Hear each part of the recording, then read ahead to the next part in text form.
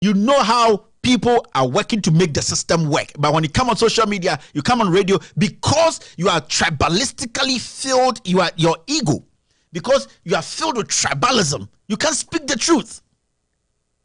Somebody will just tell you, I don't care. As far as Tenny cannot be president, but Tenny built you an ultramodern hospital. He built you an ultramodern clinic, market, so many things. And I don't care about the Tenny. What I care about is the mandate, the job I gave him. Did he do it? That is why today people like us are angry, because Akufo-Addo and this NPP government, which I belong to, we spoke too much. We said so many things and we are doing little. Today, a vice president is uncuffed. He's walking around and saying things. Instead of him addressing the economy, he's addressing individuals. Instead of Bawumia addressing the economy, telling Ghanaians how he can make sure that the dollar drops to 4, he's now attacking individuals. Do you think we are paying you and your wife, your shiny wife, that amount of money, sleeping in that luxurious house, to come and attack people? If you want people to attack, we have lots of people who can attack people. We don't need that. That's what I'm saying. Ghanaians are discerning now. We are wise now. Yes, we are wise now. And we are not going to vote on victimization and lies. We are going to vote on performance. And people have to understand this. It does not matter. The new generation they have to understand this. It does not matter who is president. What matters is the system has issue today. It is because this president, when he was in opposition, said that he had the magic touch to change things. He had a magic touch to make sure that galamsey becomes something of the past. People came out to tell him, Mr. President or Mr. Aspiring President, it is not feasible. It is very difficult because, you know, galamsey or small-scale mining has been tied to the economy. When you go to places like Obuasi, when you go to places like Takwa, these things have been tied to the economy. And that if you want to do this, you need to be strategic. You don't rush into this because of politics. You don't rush into this because of money, or you don't rush into this because of vote. You go in tactically to make sure that what you're doing is right. Now, people should understand this. Galamsey started during Rawlings' time. Yes, Rawlings actually thought that in his own head or his own senses, he thought that the bigger companies were working and making money. Anglo-Gold Ashanti, those times, AGC. He thought that the community or the people in the community also needed to have access to this gold or to the fortune. So he brought in Chinese. And then those people, the Chinese started recruiting the locals. Now, it went on for some time, and then Anglo-Gold Ashanti or AGC those times laid out so many workers. Now, this is what happened. When these workers came home, they had learned so much in the mine that some people had worked there for 20 years. Shift bosses, some are good, they were blasting gold. Some people were, you know, they had learned the job 25 years, 15 years. So they were basically miners, engineers who could go underground without even any technology and go mine. Now, when these people came home, they didn't have anything to do. They were rendered jobless because AngloGold AGC had to offload some people. You remember the biggest demonstration that happened in Obuasi those times. Sam Jonah was in there. The president even had to fly a helicopter in there to talk to the people. Yes. So all these people were at home. Now, the Chinese came in with money. And then when they came in with money, they wanted people to work with. What they did was they looked around and looked for people who had knowledge about mining. And all these workers were home, so they all volunteered to work with the Chinese. Now, how did the Chinese get license to work in Ghana? Because our constitution does not allow that. Now, what they did was simple. They used Ghanaians to front. Then Ghanaians go in there to the Minerals Commission and register. And then when they come back, the Chinese take the certificate. And then boom, they enter the mine. They enter the land. It went on and went on and went on. And there was change in government. Rawlings left. And Kufuor came. Galamsey was still there, but it wasn't as serious as now. People were still practicing galamsey.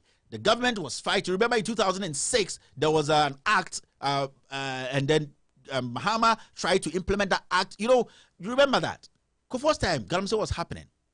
Now, it went on and went on to Atamil's time. Atamil's couldn't stop galamsey. because galamsey is actually intertwined with our economy, the local economy. You cannot, especially when you go to the mining communities, you cannot separate galamsey from anything. Now, this is what happened. So during Atamel's time, the Chinese came in more because it was easy for them to come in. We were not checking them. Then Atamel's left. Then Mahama came in. The Chinese still saw a big opening. And we all remember that during Mahama's time, and you see, when you say these things, some people will turn around and say, hey, you are doing campaign for somebody. No. During Mahama's time, they tried to put together some acts to fight it. And I think when I find that act, I'll read that for you guys to hear. Now, Mahama couldn't sustain it because now the Chinese were adding technology to the mining. It wasn't those times when people go there with cutlasses and pickers to know. They came with sophisticated machines. Now they come in, they make Ghanaians front, these same politicians front for them. They get a certificate or whatever. They say they are going prospecting. Then they start to mine. They start breaking down things. They cutting down trees. Then that issue came up. Nana Addo Dankwa Akufo-Addo came up and said that if he wins power, he was going to make sure galamsey stops for good.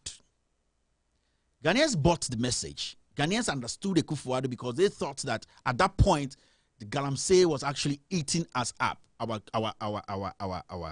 vegetation, our forest was all being wiped away by galamsey. So Ghanaians bought into it. But some people were asking questions. So all these people involved in small scale mining or galamsey, where are you going to put them when you stop galamsey? Because there should be a place, or you should create an avenue for them to also make the kind of money they already. You have to understand that these people who are into galamsey, they make so much money. Over in a week, they make millions. So if you are creating that hole, you have to make sure you give them something, if not close to what they were making, at least half of it or a quarter of it. Now, the president comes in all excited. We, the MPP, we want power. And then we put a ban on galamsey and said that no galamsey again. Nobody should go out and mine, small scale miners, galamsey, whatever. For almost 2 years or something, there wasn't any mining happening. Now, listen to this. In March 2017 to December 2018, there wasn't any galamsey happening. This is where you have to understand that there's something wrong somewhere and that we have to be asking questions. Now, there was a ban on small scale mining and illegal mining operation in Ghana around that time. Bloomberg reported that Ghana produced and exported 2 million ounces of gold worth about $2.6 billion. All this time, we didn't have any galamsey activity or small scale mine or mining going on in Ghana. It had stopped. But Bloomberg reported that, and if my producer has that graphic, he can put it on the screen for people to see. Bloomberg reported that Ghana made $2.6 billion between 2017 March and 2018 December. So the question is simple. Where did the Chamber of Mines gather the data? Where did they get that data from? Because mining wasn't happening.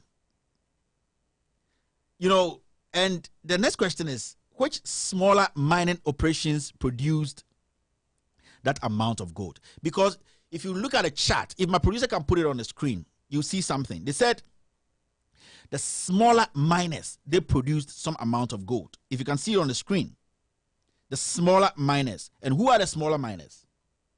They produce 2 million ounces. Smaller miners, they produce 2 million ounces. So the question is, who was the person producing? Which galamsey people? Who was producing that gold? And how did that gold leave the shores of Ghana? Because from what we know, galamsey wasn't in fact, mining was banned in Ghana because the president said we had to protect our water bodies and all that. So that 2 million ounces of gold, yes, who produced that? The question is simple. It brings that all the way back to people mining when the ban was in effect. When they told us, or when this government told us that there was a ban on galamsey, some people were busily mining. In fact, Aisha Wang was in Ghana mining every single day. In fact, Chairman Wontumi, till date, is still mining. And these people were mining every single day. I want the government to come out and refute this report by Bloomberg, because this is an official report from the Ghana Chamber of Mines that 2 million ounces of gold was produced by the small-scale miners, or galamsey or whatever. So who were the guys? Who? We want to know the companies that were able to produce this amount of gold. Yes. Who were the people responsible for the export? We just want to know. These are simple questions we need to be asking, because some people are taking us for food. They are taking us for a ride. Now, this shows that when they said that galamsey has been banned, some people were seriously involved in galamsey. Chairman Wontumi, today I can say on authority that he's destroying almost all the forest in the Ashanti region, in the western region. And people know, people in Ghana know that this guy who cannot even write his own name, this guy who walks around with all his money or his wealth around his neck, is messing our environment up. This guy is cutting down trees. This guy is destroying the environment. Chiefs and kings, they know that Chairman Wontumi and his clique, they are still mining today as I speak. But nobody's talking about it. Nobody's talking about it because it is the MPP which is in power. Nobody's talking about it because it is Nana Addo Dankwa Akufo-Addo who is in power. That's why I keep saying that if anybody tells me, if anyone comes to you and tells you that the president does not know what is happening, the money they are taking, it's a lie. Akufo-Addo has first-hand knowledge about what is happening when it comes to galamsey in Ghana. Yes, the Jubilee House, they have first-hand knowledge. You see, all the excavators we are looking for, the Jubilee House, they have a list. They know where all the excavators are. But you see, Owusu and those people they are arresting, they are tiny ants. These people are the tiniest ants you can arrest. I'm going to take a quick break. I think my guest is here. We're going to come back in the next 3-4 minutes, and then we start the interview. You're still listening to Loud Silence Radio and TV. My name is Kevin Ekobedu Taylor.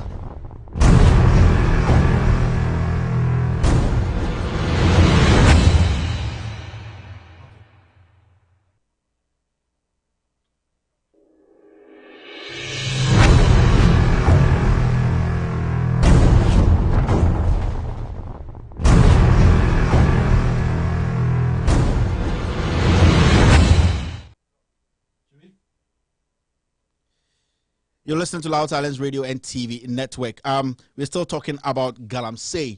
My guest should be here very soon. Yes, he's stuck in the airport, and he's still going to get here for us to have that conversation. It's not a problem. The conversation is still going to happen. But before he comes in, I just want people to understand what is happening when it comes to the issue of galamsey. So if anybody says that the Jubilee House doesn't know anything about galamsey, tell the person I said he's a liar, or she is a liar.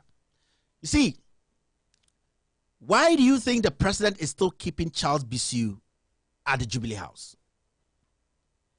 Why do you think Nana Addo Dankwa Akufo-Addo is still keeping Charles Bisu at the Jubilee House?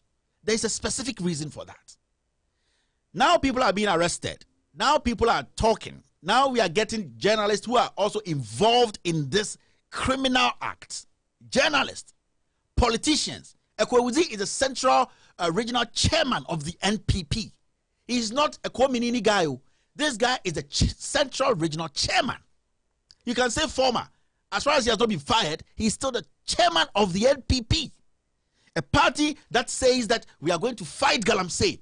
We are going to make sure that our waters are clean. We are going to make sure that illegal mining, the Chinese are sent out of Ghana. We are going to make sure that we protect our environment. The chairman of the same party I belong to, the chairman of the NPP, has been caught today because he's involved in selling excavators and he's involved in galamsey. This is where we are today. Yes, this is where we are. A chairman of a political party which is in power, preaching every single day that we are going to fight galamsey. We will make sure that the galamsey, whatever, we fight it. And these same people are being arrested. These are the same people who are protecting the Chinese. I want to ask a simple question. Where are the Chinese who are arrested? Where are those Chinese? If anyone has seen any of these Chinese in our prisons, that person should call me right now. I'm going to pick up and I'm going to talk to that person. Where are all the Chinese they arrested? Even after the law was passed that when you get yourself involved in galamsey and you are caught, you'll be jailed between 15 and 25 years. Someone should tell me if they've seen any of these Chinese guys in our prisons. But when you go into our prisons, you see Ghanaians rotting every single day. Young Ghanaians who voted for the NPP, who believed in this president, who believed in us, who believed in our message, thinking that we are going to come in and save this nation. The young Ghanaian who thought that NPP was a party for the people. The young Ghanaian who thought that if the NPP comes in, when galamsey is stopped, they're going to create jobs for them, they're going to protect them, even the small-scale miners. The ordinary Ghanaian who thought that this president cared about him or her. These people do not care about Ghanaians. Today, Osafo Maafo, the senior minister, is walking around. His chest is out. He even wants the Attorney General arrested because he thinks we Ghanaians are stupid. This same person said that Aisha Wong is better than Ghanaians and that it's better we let Aisha Wong go to China than to live here in Ghana. And that it is better for Ghanaians to be rotting in jail, his own blood, to be rotting in jail. This man has a gray hair, and if I use some words against him, some people, some idiots will sit somewhere and say, Kevin, you are speaking, the words you are using are too strong. This is the man we have given power to, Osafo Maafo. Where is Helena Wang cutting down rosewood? This woman was arrested on camera. This woman was taken to the police station. I'm asking Ghanaians, where is Helena Wang? This is a government that said that it came in for you people, to protect you people, thinks about you people. This is a criminal cartel. I always say that this MPP government is a criminal enterprise. This is a government made up of criminals and thieves, ungrateful human beings who do not care about we the people. The president is the most ungrateful human being because Ghanaians would have left Akufo-Addo in the wilderness for him to look like an ordinary Ghanaian. But we are like, no, you have suffered. You have chased this position for years. We want to give you a chance because the way you are chasing this, you can make a change. Not knowing that he was just a puppet, he was just a greedy old man who only wanted wealth for himself, his dying soul, and his family. Today, his family is in the center of everything. The president has become a tyrant. People can speak because they are scared that this president and his clique, they will send people after them, or most of the time, people are killed. And I can talk about Ahmed Swali. This is where we are today, my fellow Ghanaians. This is where we are. We are here because we have been so stupid in our heads that we have allowed tribalism to lead us. When Chairman Wontumi is digging the forest in Ashanti region, destroying the water bodies, if people are dying, it's not going to be selective. NDC is going to die. MPP, PPP, kill. Everybody is going to die. So why are we quiet today? To make such an ignorant idiot like Chairman Wontumi destroy water bodies and everybody is quiet, and we have men of God who come and sit on TV and on radio and they want to reconcile people. Are you people sick? Are you people sick as a nation? People are stealing from us. These people are still walking. 500 excavators are gone. 500 excavators. Have you seen nothing wrong with it? 400 Aboboya tricycles are gone. And then another Akufo-Addo. This is the man who said he was going to protect the public purse. See the amount of money he's given to his in-law. And you get some Some people defending this. Thieves all over the place. Thieves are comfort where if you fall. There are thieves all over the place. They are scrambling because the president is weak. They know he might not even live through his second term if he makes it. So everybody is grabbing. Where did we go wrong as a people? Where did we go wrong? And we can't say these things to each other. You go to the villages, people can't get water to drink. A whole president sits on goes to a national event, lie about Ankobra River. If my producer is listening, we can play that video for people to listen. He lies through his teeth. A president almost close to your death. You lie. Why? And you want me to come and sit here and say, Mr. President, 444 Nana, am I sick in the head? He lied, and Solomon Owusu responded to it, and everybody saw that in pictures. If producer has it, he can play it. This is where we are as a people. We are so hypocritical, we are so tribalistic, we are so stupid, we have allowed maggots to enter our heads, and we have forgotten about the issues. We are chasing goose because we are stupid as a people. Yes, producer can play it. We are stupid. This is where we are today. But producer will play the video, and when I see it out, yeah, you know, so that's the thing. In Ghana, the whole president address this issue. Lie about things he has not done. On small-scale mining. If a producer wants to play it, I'm going to shut up for a minute for him to play that video, and then after that he'll play the response of Solomon Owusu. On how to sanitize the sector. Producer, if you're ready, let me know. In the future, small-scale mining would not damage our environment. Okay. We have to train some of the small-scale miners in responsible mining and find alternative livelihood resources for others who are engaged in illegal mining. Our efforts have begun to yield dividends.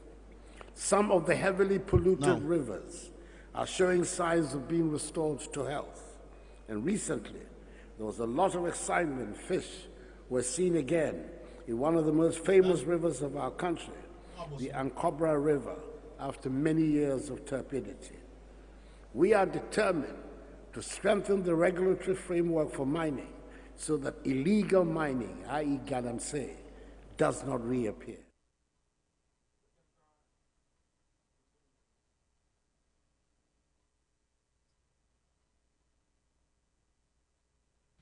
Fellow Ghanaians, my name is Solomon Owusu from Denver, Colorado, United States. But I'm in Prestia now, Prestia Western region of Ghana.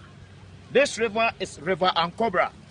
This is the river in Prestia that Nana Akufo-Addo went to South Africa and lied to the whole world that this river has been restored and we have fishes swimming in the river. Can fishes live in this river? Fellow Ghanaians, this is River Ankobra. He mentioned it. River Ankobra has been restored. This is River Ankobra in Prestia, where small-scale mining, illegal mining, is actively going on now. The Chinese people, information I've got now is that the Chinese people are still working. They work somewhere here. They mud the water, and then you see the water running, going this way. See, open First, one of the small scale.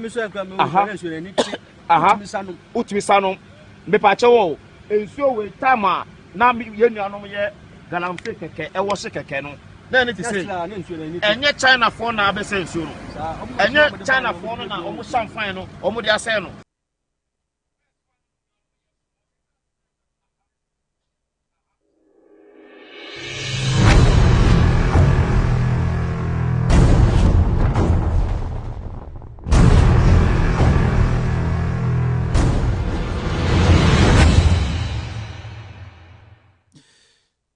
You're still listening to Loud Silence Radio and TV. That is it for that. The president lied on an international platform. Yes.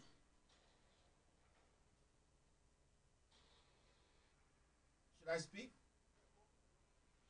The president lied on an international platform. This is the president of the Republic of Ghana. He lied, and you saw the water. And you get some idiot saying that was the color different when MDC was in power? This is the stupidity. This is the stupidity. This is the stupidity we are in now.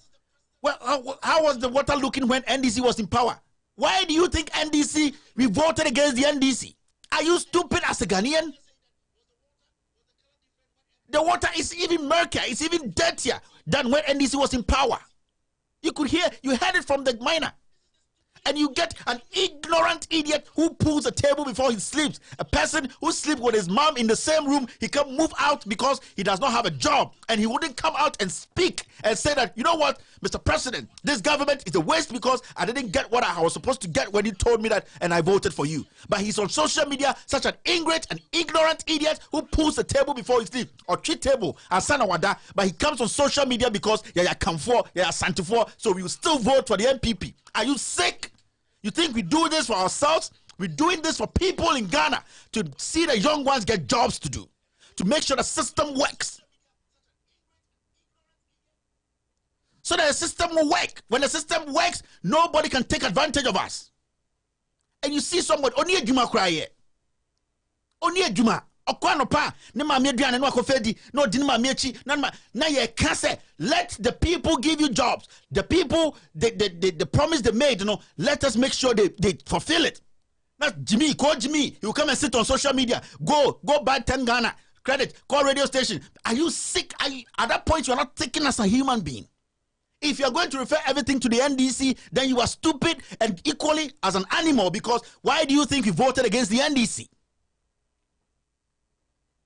Why do you think we voted against the NDC?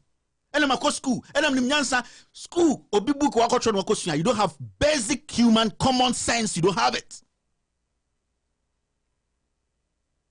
You don't have it. A youth, you are in your 20s, you are in your 30s, and you can't even tell me your plans for the next 5 years, 10 years. Basically, you have no life. Basically, you have no life. Owusu no asoro di ekire na watwia from ahia kwanta utwisoro to adwoso uwia na obusabusa trotro for oh Jack unsim wo yi santase Jimmy, why are you not speaking up?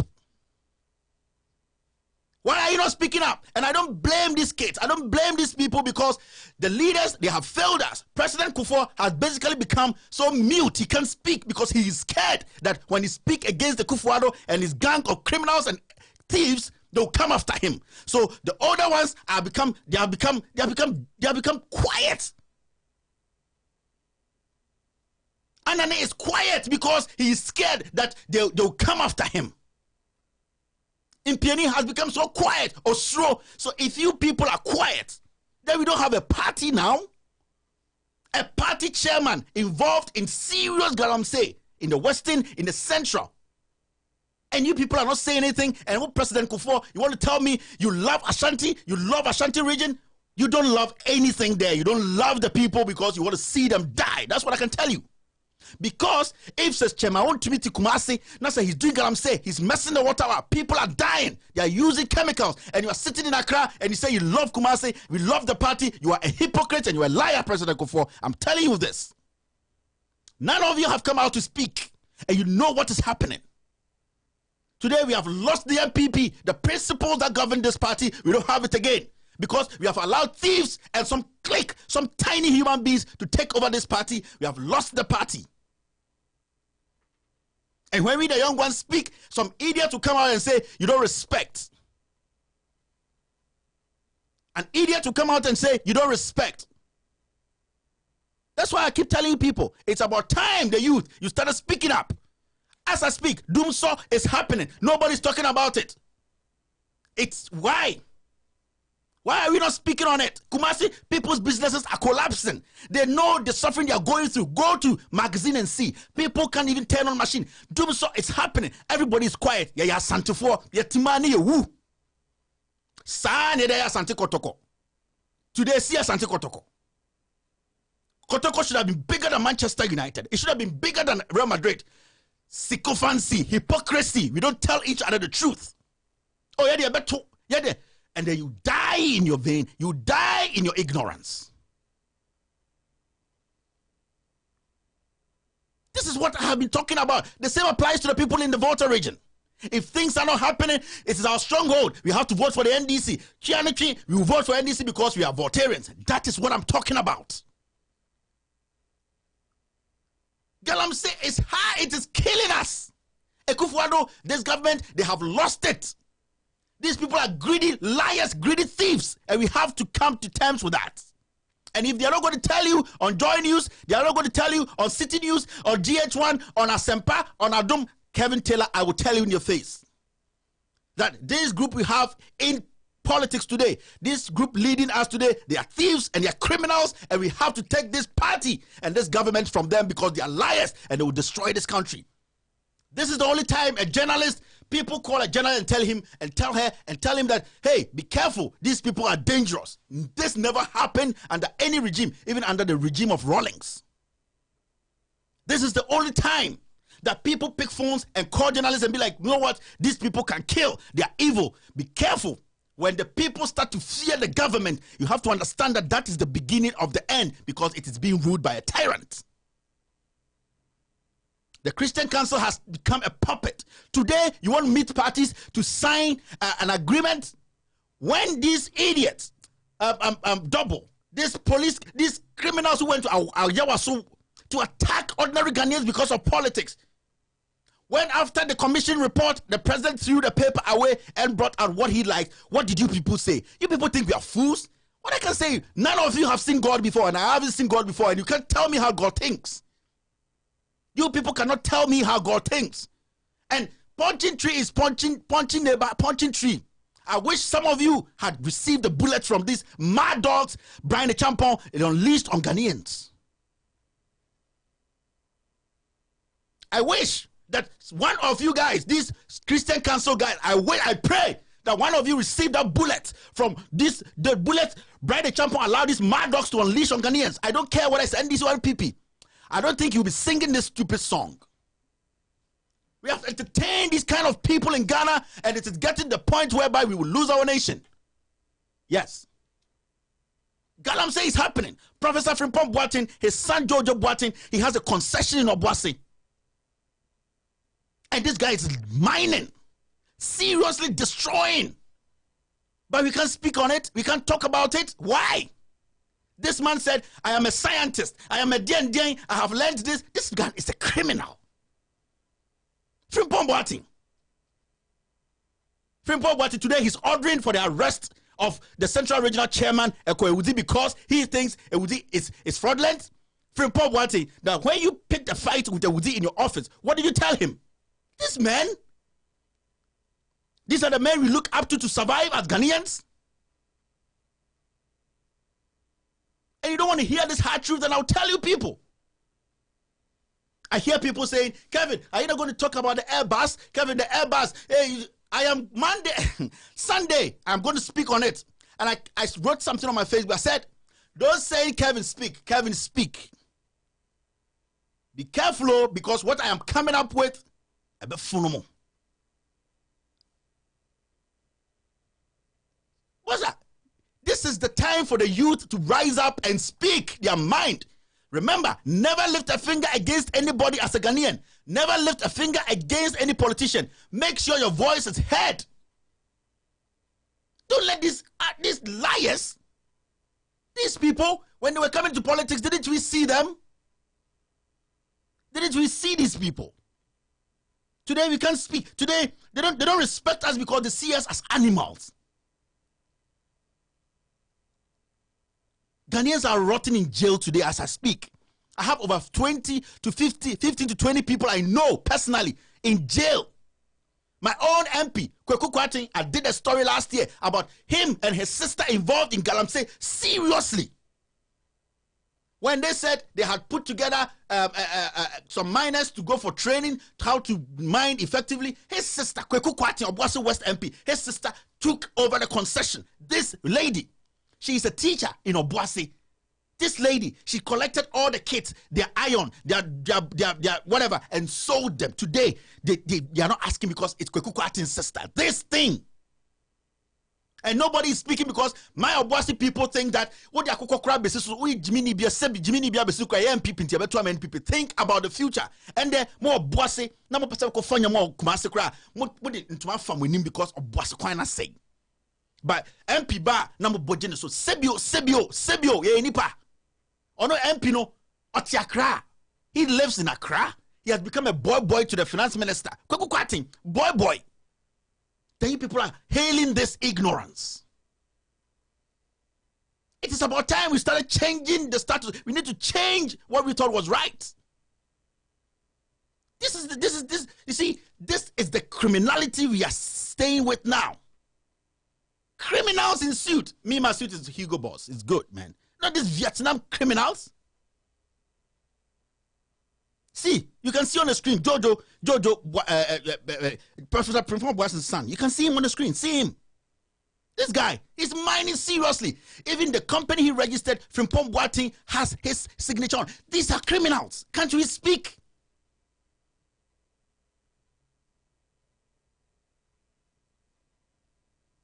Can't we speak again? What happened to us?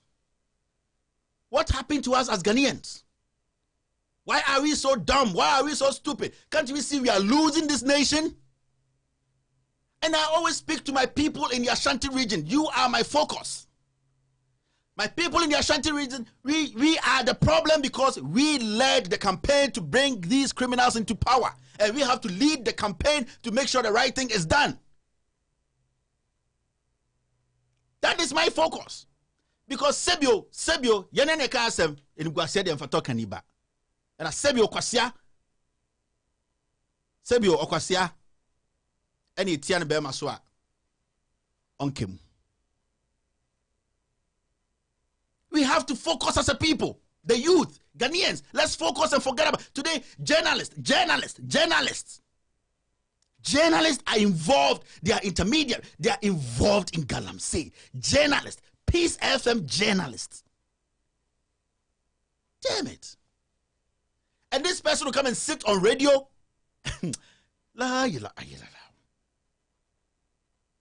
This is the truth, my fellow Ghanaians. This is the truth. And these people, they leave Ghana and they go and have their kids in America, in Asia, in Europe, and then they'll give them citizenship there and they'll come back and sebio obi okrampa flat screen crown tobi mpoda mbone dem and relaxing share. Sebio obi o hadi fie krobia nkwa brochre da. Sebio obi ani fie ye be di jollofa. It's Christmas. Basani pa we ya be sorry ahomachi. Akotwi soroku ama politician otika ama oka say me ba me make sure say galamsey na water kwa no galamsey na wode so no galamsey na woboase no eso atwa iso ni bete that's a galamsey abobi akoka kenkon. We need to focus. You see what's on the screen? This is the handwork of Jojo, Professor Frimpong Boaten's son. Jojo Frimpong Boaten. That is his handwork. And he's done hundreds of these in Ghana. But we are not talking about it. The radio stations in Kumasi, you have become like zombies. Because you're more 100 Ghana, 1,000 Ghana, 200 Ghana. But I know if you say, nah. In Sufuna protect that is the water he or she is going to drink. Truth has disappeared in Ghana. Ghana, we have no truth has disappeared. These are the things we have to be talking about. These are the things. We shouldn't make the people take advantage of us forever. I live in the United States of America, and I know, with all due respect, I know how human beings live. If you are leaving your house in the morning and they are fixing a road, by the time you come back from work 5 p.m., that road is fixed. It wasn't fixed by Terminator. It wasn't fixed by robots. It was fixed by humans. You know the reason? Because the system works. People will be held accountable when they do not do the job.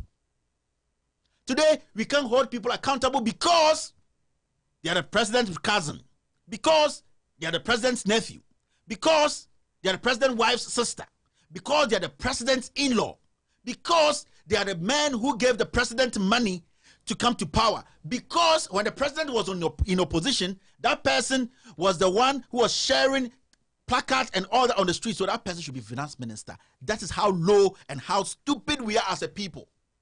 We have forgotten our nation, we have forgotten who we are, and we are following useless things. Let me tell you, people listening to me today, you might like me, you might not like me, but the honest truth is, I have family in Ghana. The honest truth, if Ghana goes down today, with all due respect, I'll lose family, but I'll keep my family in America. That is the hard truth. But I'll tell you, what I'm doing here, I'm not doing this to protect myself in America. Never. I am doing this to protect you, to make you protect yourself. Sebi, I Ghana and there. From what is happening, the tension at the EC, the tension happening in Ghana. Ghana. I have family in Ghana. Some are going to die, and I'm going to grieve for a long time. But the fundamental truth is, my life will be saved. My kids, my wife. What about you? In Tokwani Sienda, Pius says, this criminal, this thief, he will take his diplomatic passport and fly out. They will fly out with their kid. What about you? Passport crown will be that. Passport crown, diplomatic passport crown will be that. Oti radio, so oti social media, you are defending crime. Are you sick? Are you sick?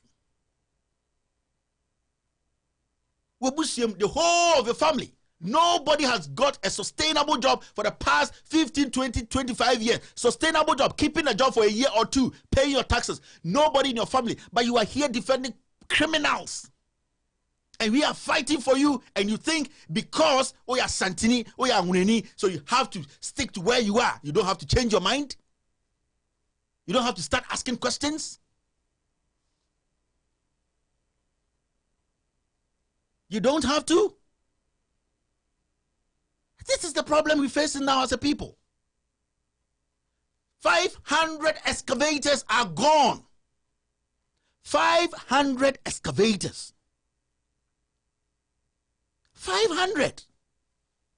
400 tricycles. 200 bicycles.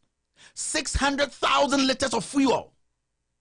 Jesus. And these things, we don't see anything wrong with it. In any serious country, Akufo-Addo is toast. Vote of confidence, no confidence, you are kicked out of office. This is a criminal enterprise. And you still have people, like when I saw Pius Eze sitting on TV talking about Airbus and talking about corruption, Jesus Christ, I just cringed. I was like, Jesus.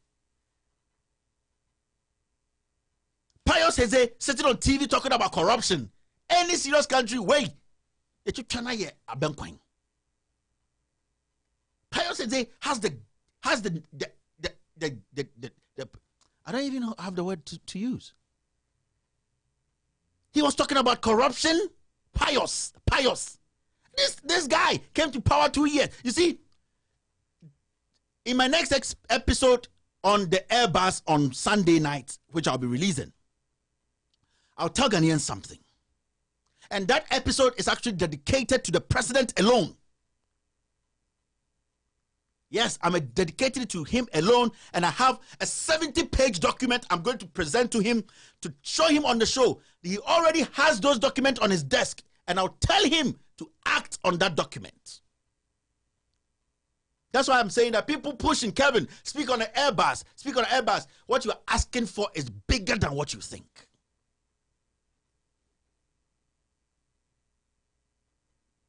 What you people are asking for is bigger than what you think. It is time. This is the time. Jane Mensah, look. Sometimes I don't even want to talk about EC. Today, see thousands of Ghanaians on the street. They are dissatisfied with the way she is managing. Everything Jane Mensah is doing is simple. She wants to rig the election for this president. She is a puppet on the lap of a midget. Jane Mensah is just a puppet, and she does not care because she does any soul. She would rather see this country go down. This person every Sunday not sorry them. No wonder a president wants to build a useless, unreasonable cathedral. Cathedral, Kronfo Cathedral. You fly all the way from Ghana, you come to the US, you come and take money, you don't tell anybody how much you got, and I suffer from penny for denim. And you want me to come and sit here and say, Cathedral, I will be sick to do that. These are the people. We are at the end. We are at the verge. The president knows that he's lost the popularity he had in 2016. He knows it. Ekufuado, when he's driving around, he knows. They come to him, they tell him, his wife tells him, Mr. President, Ghanaians don't like you again because of some of the things you are doing. He knows. His only result is to make sure that he rigs these elections. He's power drunk. He acts like a tyrant. He does not take suggestions. He does not believe in anything anyone says. This kind of person cannot rule. He is not a leader. He's just a politician who took advantage of the people to lead.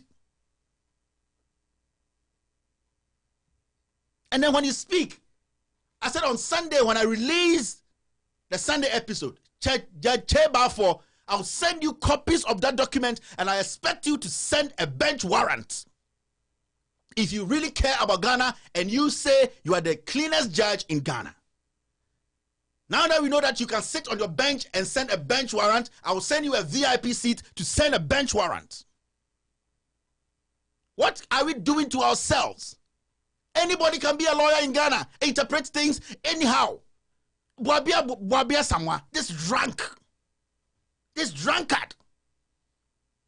He goes after me, he goes after my wife, he goes after my wife. Somebody like this, MPP is not like this. That's why I say I blame President Kufuor, I blame Anane, I blame PNE. You people are cowards. And you have made these people they've taken the MPP from you. You have no MPP now, and you people, you'll be slaves in your own home. I'm telling you for a fact. You people will be slaves in your own home. The young ones, when the gunfire starts, they will run and leave you guys alone in your homes. If you guys don't speak today, you will remember me every single day. I say, President Kufuor, if you don't speak today, you will remember me every single day. Anani, you will remember me. In Piani, you will remember me. Alan Tremantin, you will remember me. I say, when the time comes, the young ones will pick guns, they'll pick knives, they will come to you people.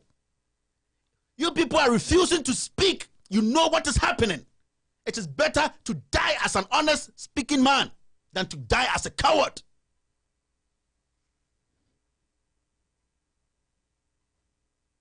Everything in this country doesn't work again. Nothing works in Ghana today. The only thing that works is Bedia Tuo with a cigarette, a rascal like that, rascal walking around across Ghana. The only thing that works is Ken Oforeta building multi-million-dollar hotels at Osu opposite Kuala, making a kid front for him. The only thing working in Ghana today is the president not allowing people to express their views. The only thing happening in Ghana is that a woman like Jay Mensah has been turned into a rag and they're using her and they'll dump her like a piece of shit. That is the only thing happening in Ghana. Nothing is happening in Ghana. Nothing is happening in Ghana. And I don't speak for myself. I speak for my people because I know what my people want. This is not an NDC MPP thing.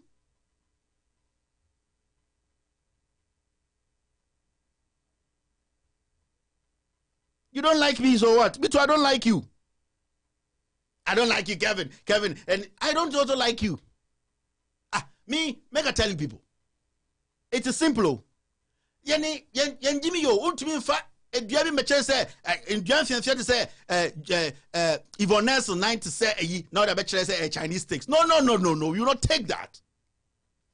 Where are the vocal people? Today we are talking about 500 excavators. We are talking about 400 tricycles. We are talking about 200 bicycles. We are talking about a president giving his in-law over $28 million tax cut. We are talking about fundamental things that will raise this nation, and everybody's quiet. Everybody's quiet because why? Because we have a tyrant as a president. And people call me, you are making enemies for yourself. If I was taking a dime from somebody, then I would say I'm making enemies. I don't give a damn about the NDC and I don't give a damn about the MPP. I give a damn about Ghana. I don't give a damn about these people. And if anybody has given Kevin a dime, they should come out and say they've given me a dime. We do not live on these things. Everybody's quiet. President Kufuor, today I am on you because you have disappointed Ghanaians. And if anybody's listening, cut this piece and show to President Kufuor, I respect you so much as an ex-president, I respect you as a father, but you have shown that you are just too weak. And I know you are an Ashanti, you are not born like that. This is the time you people have to come out and save this nation. This is the time you people have to step up and save the NPP. The NPP we know, the NPP that had some soul is gone.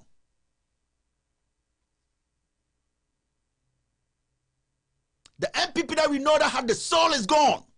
Today, you can't mention this Achim clique. You can't mention NPP. This Achim clique, it belongs to, the NPP belongs to Kufuor and his clique of criminal enterprise. Today, Alan Chamanti, you, Alan Chamanti, when you go to Kumasi, Oko Kumasi Krana say, fan club, Omo ye party crowd, to me call because you are scared Kufuor will victimize, will come after you. You are men, you are cowards. I don't know the kind of boxer shorts you people wear. Maybe it's Whitechapel because you people are cowards.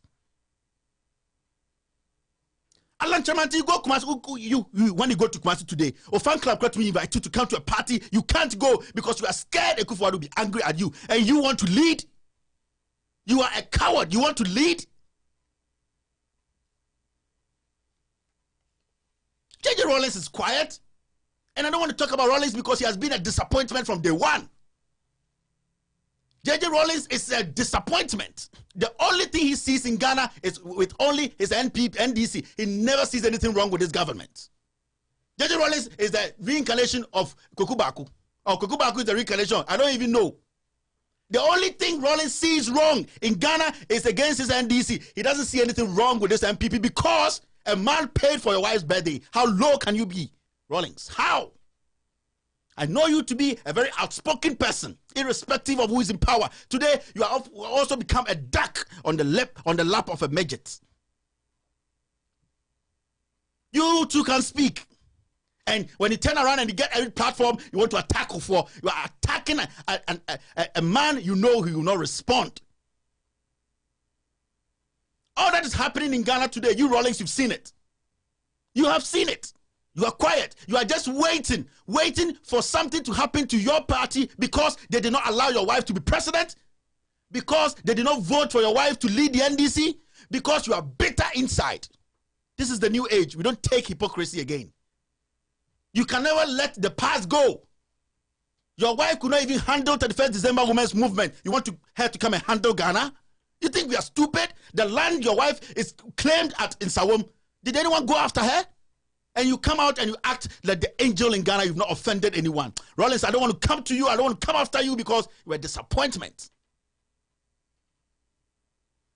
What kind of country is this? We have no leaders. We have no statesmen. We have nothing.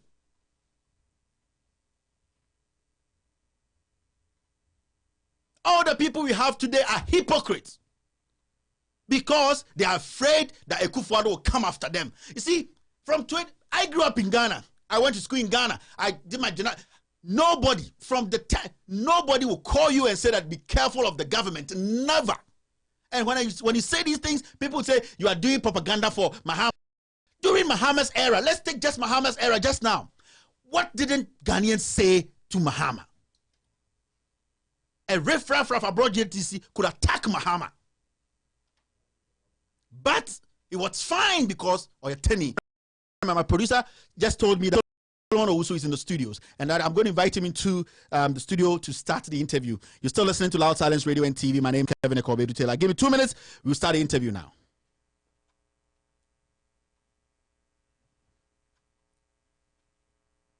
Producer, am I still on? Can I get up?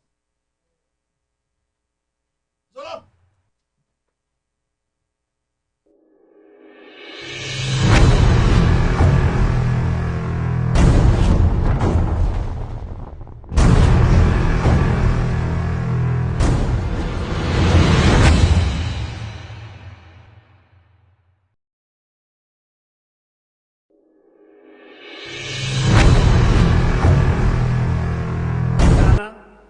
We move to address this issue by initially placing a 2-year ban on small-scale mining upon my assumption of office in January 2017, in order to fashion and implement policies on how to sanitize the sector and ensure that in future, small-scale mining would not damage our environment.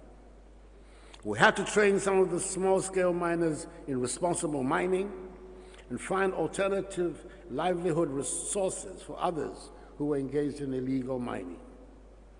Our efforts have begun to yield dividends. Some of the heavily polluted rivers are showing signs of being restored to health. And recently, there was a lot of excitement. Fish were seen again in one of the most famous rivers of our country, the Ankobra River, after many years of turbidity.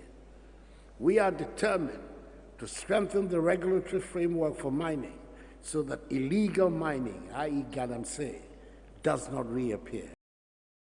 Fellow Ghanaians, my name is Solomon Owusu from Denver, Colorado, United States. But I'm in Prestia now, Prestia, western region of Ghana. This river is River Ankobra. This is the river in Prestia that Nana Akufo-Addo went to South Africa and lied to the whole world that this river has been restored and we have fishes swimming in the river. Can fishes live in this river? Fellow Ghanaians, this is River Ankobra. He mentioned it. River Ankobra has been restored. This is River Ankobra in Prestia, where small-scale mining, illegal mining, is actively going on now. The Chinese people, information I've got now is that the Chinese people are still working. They work somewhere here. They mud the water, and then you see the water running, going this way. See, opening. First one small scale.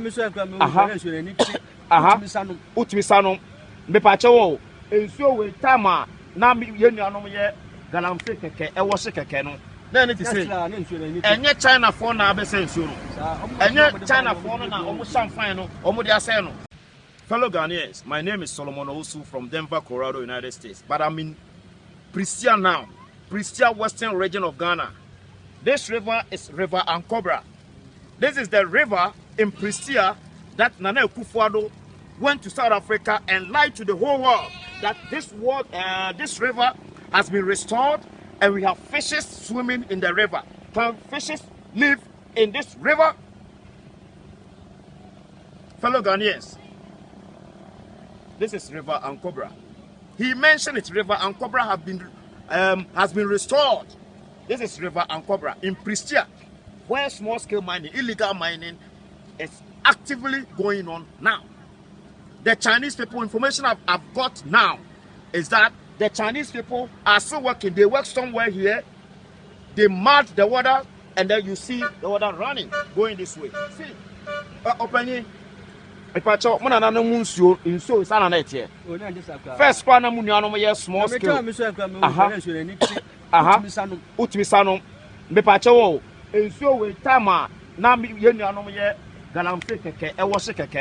Then it is and China phone now be saying and China phone now almost some final almost they are saying.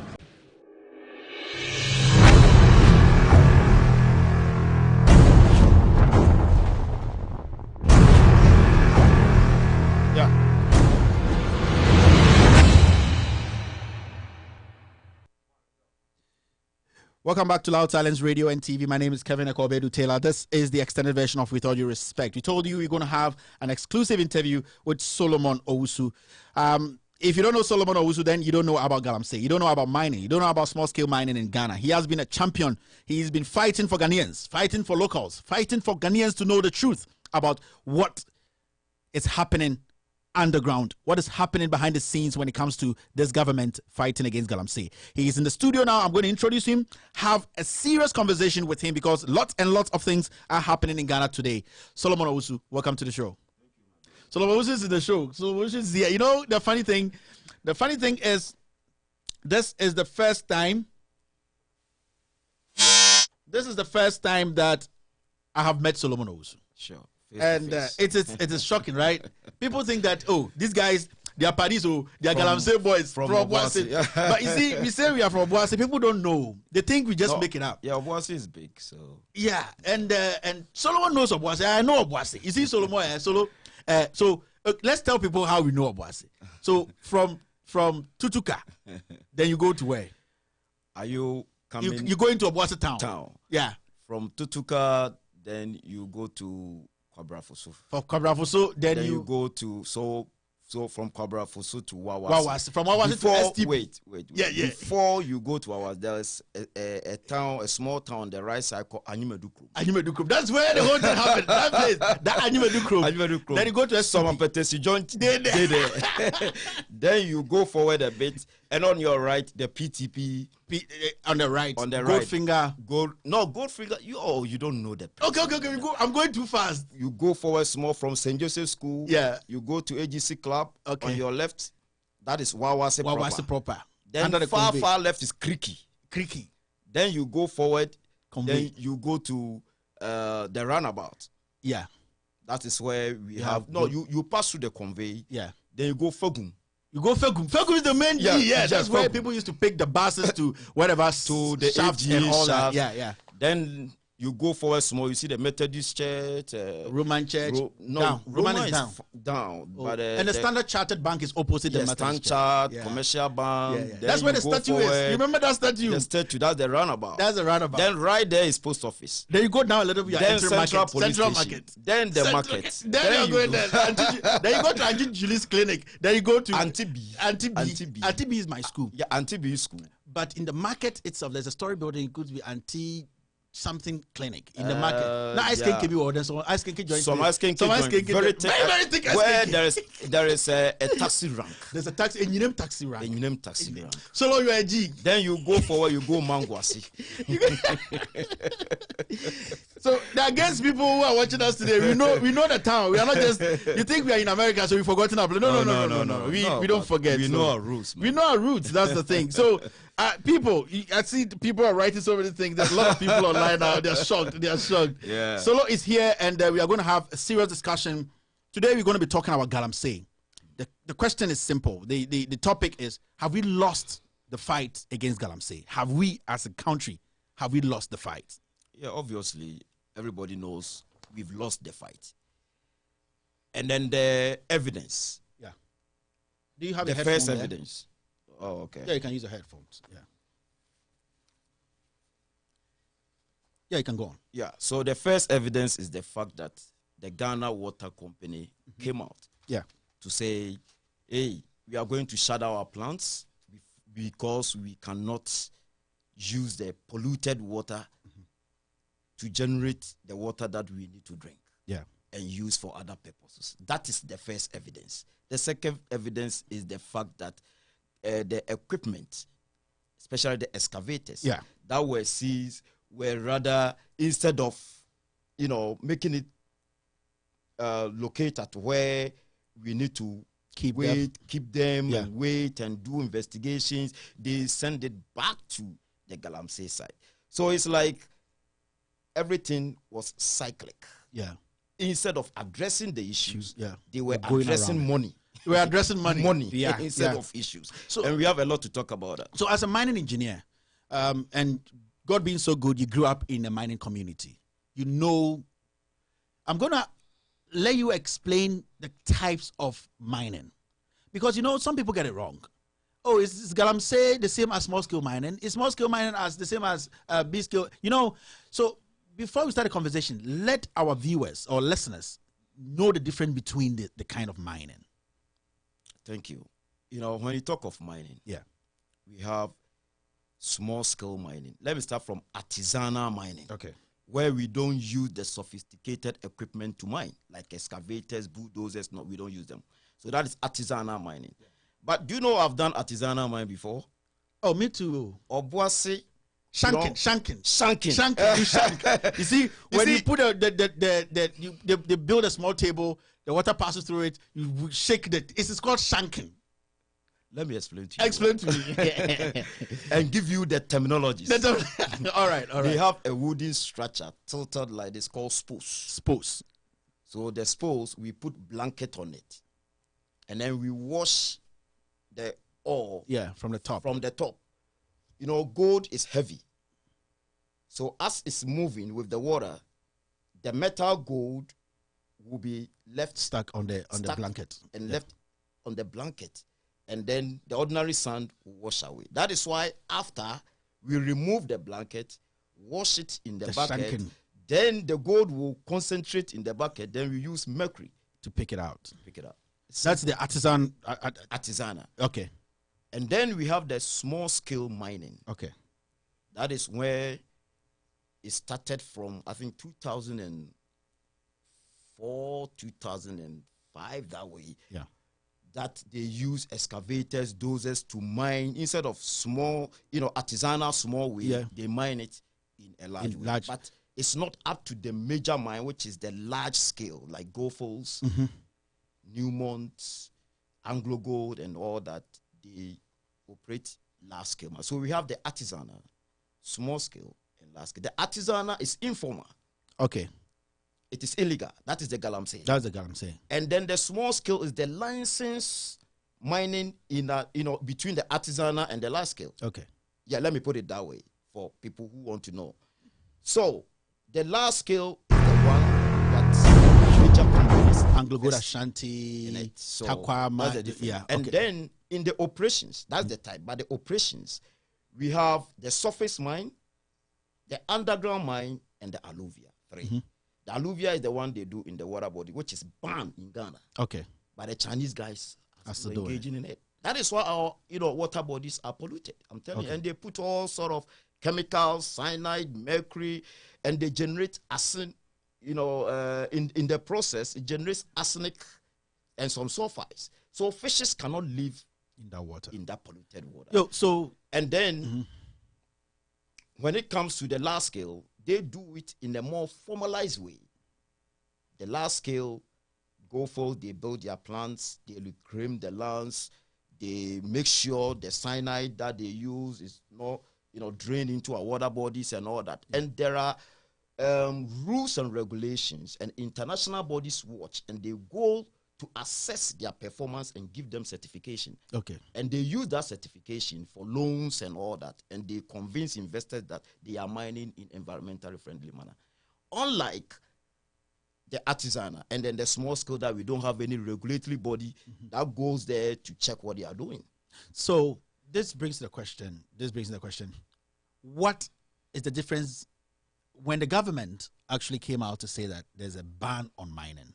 Was a blanket on all mining or small scale? So that's where people started getting confused. Sure. Was the ban on small scale or was on all mining activities? Yeah. Because I'm saying this because we are going to talk about the report that Bloomberg brought out. Sure.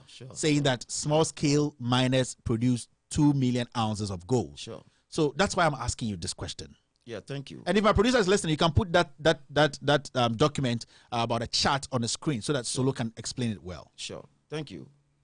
In 2017, around March, the government and then the minister in charge, Honorable Peter Amewu, made the announcement that they were going to put a ban on illegal mining, galamsey, and small-scale mining.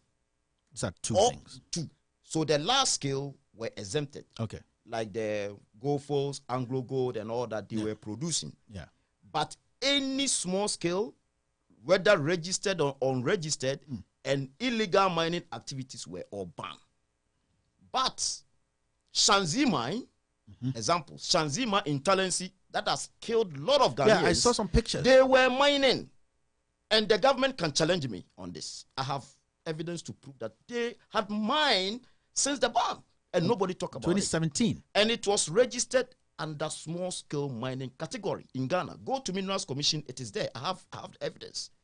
So why should you ban all Ghanaians from operating small-scale mining, but allow the Chinese guys in Talensi, allow Chinese guys in our forest, Cobra Forest, during the ban, they were arresting them, right? Yeah. Aisha Wan and all that, and they were left off the hook. I was asking that if anyone has seen any Chinese in any of our prisons today, they should let us know. Because we know that lots and lots of Chinese were arrested. None of them. Yeah. Look, I've monitored this from 2007. Okay. That's why I've been fighting. Yeah. None of them is in jail. Professor Frimpong Boateng should come and prove to me that a court has jailed any Chinese guy in Ghana. I have documents. That's terrible. None of them is in jail, but we have Ghanaians who are in jail. You see, the most surprising thing is, last 2 weeks, a guy was arrested on December 20th in Ashanti region using pickers and shovel to mine. What is it? Pickers and shovel to prospect for gold. But it was in a mining concession, a large-scale mining concession. They reported and they arrested him for engaging in illegal mining.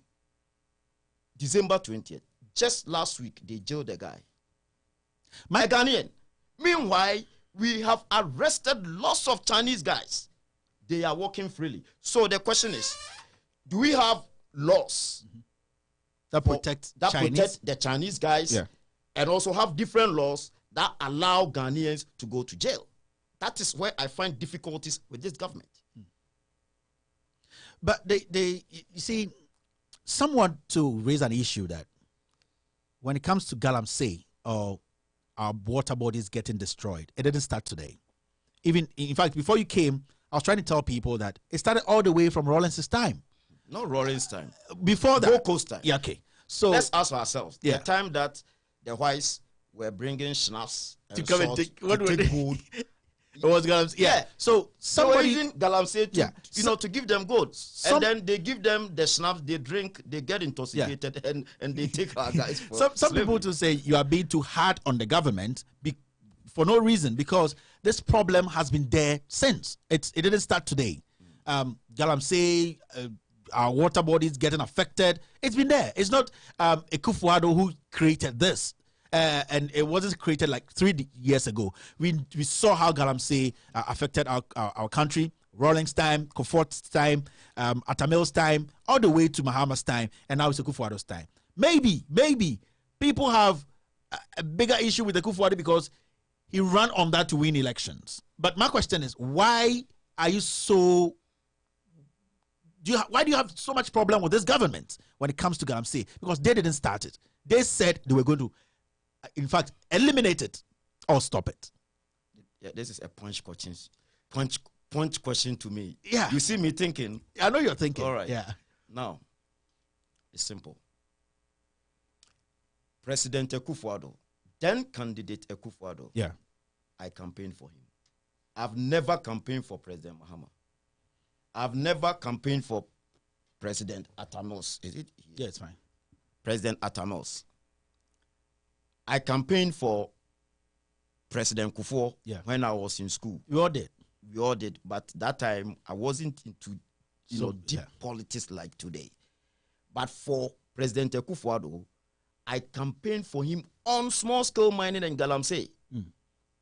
From that angle, one, you remember in 2013, then Minister of Lands and Natural Resources, Owusus used the military way to chase the small-scale miners and the galamsey guys, seize their excavators and all that. I have information on that.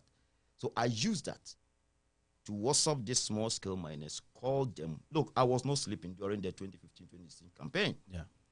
Apart from that, President Akufo-Addo went to Dunkwao and declared that the NDC people were saying that in case he won the election, he was going to, put a ban on galamsey. That wasn't true.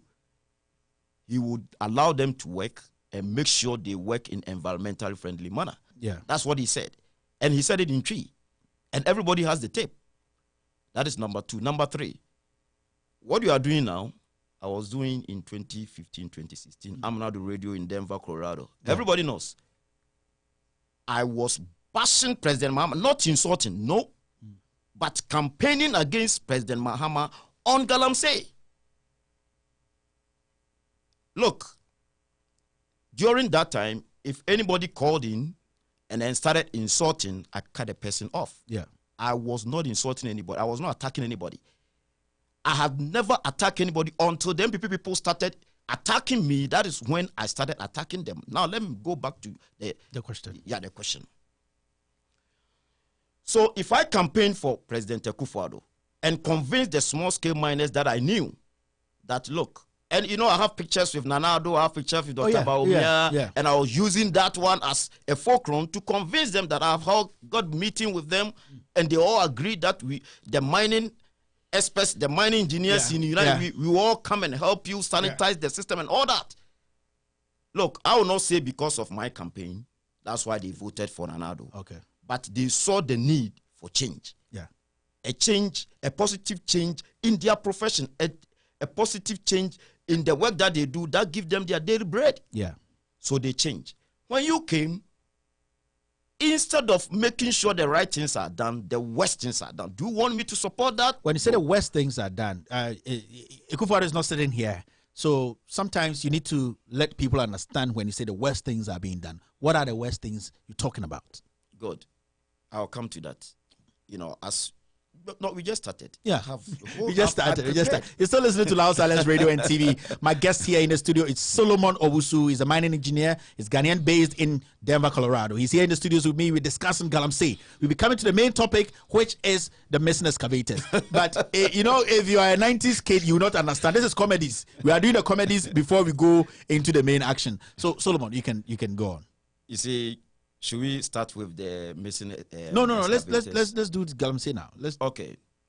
You know, the president started the galamsey sanitization, galamsey fight, and all that with Kenashibe and all that from March 2017. And then Honorable Peter Amewu was doing very well. So in June, they established the Interministerial Committee on illegal with Charles mining, Bissiou and all that in there, with 10 ministers and Charles Bissiou as the secretary to the committee.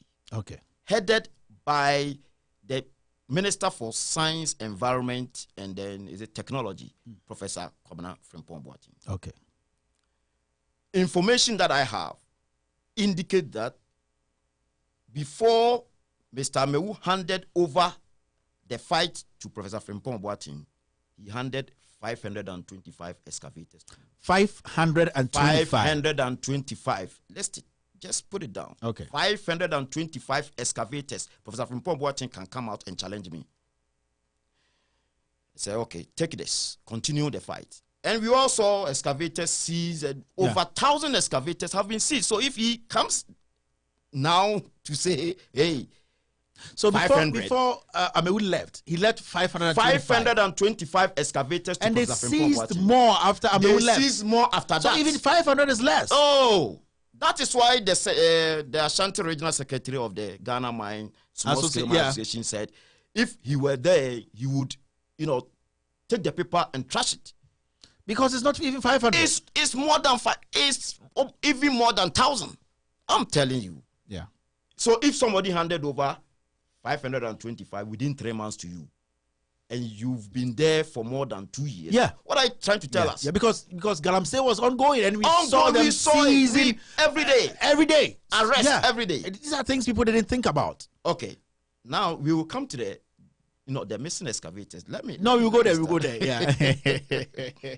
So when Professor Frimpong-Boateng started the work, I don't know whether they set KPIs for him, key performance indicators for him. Okay.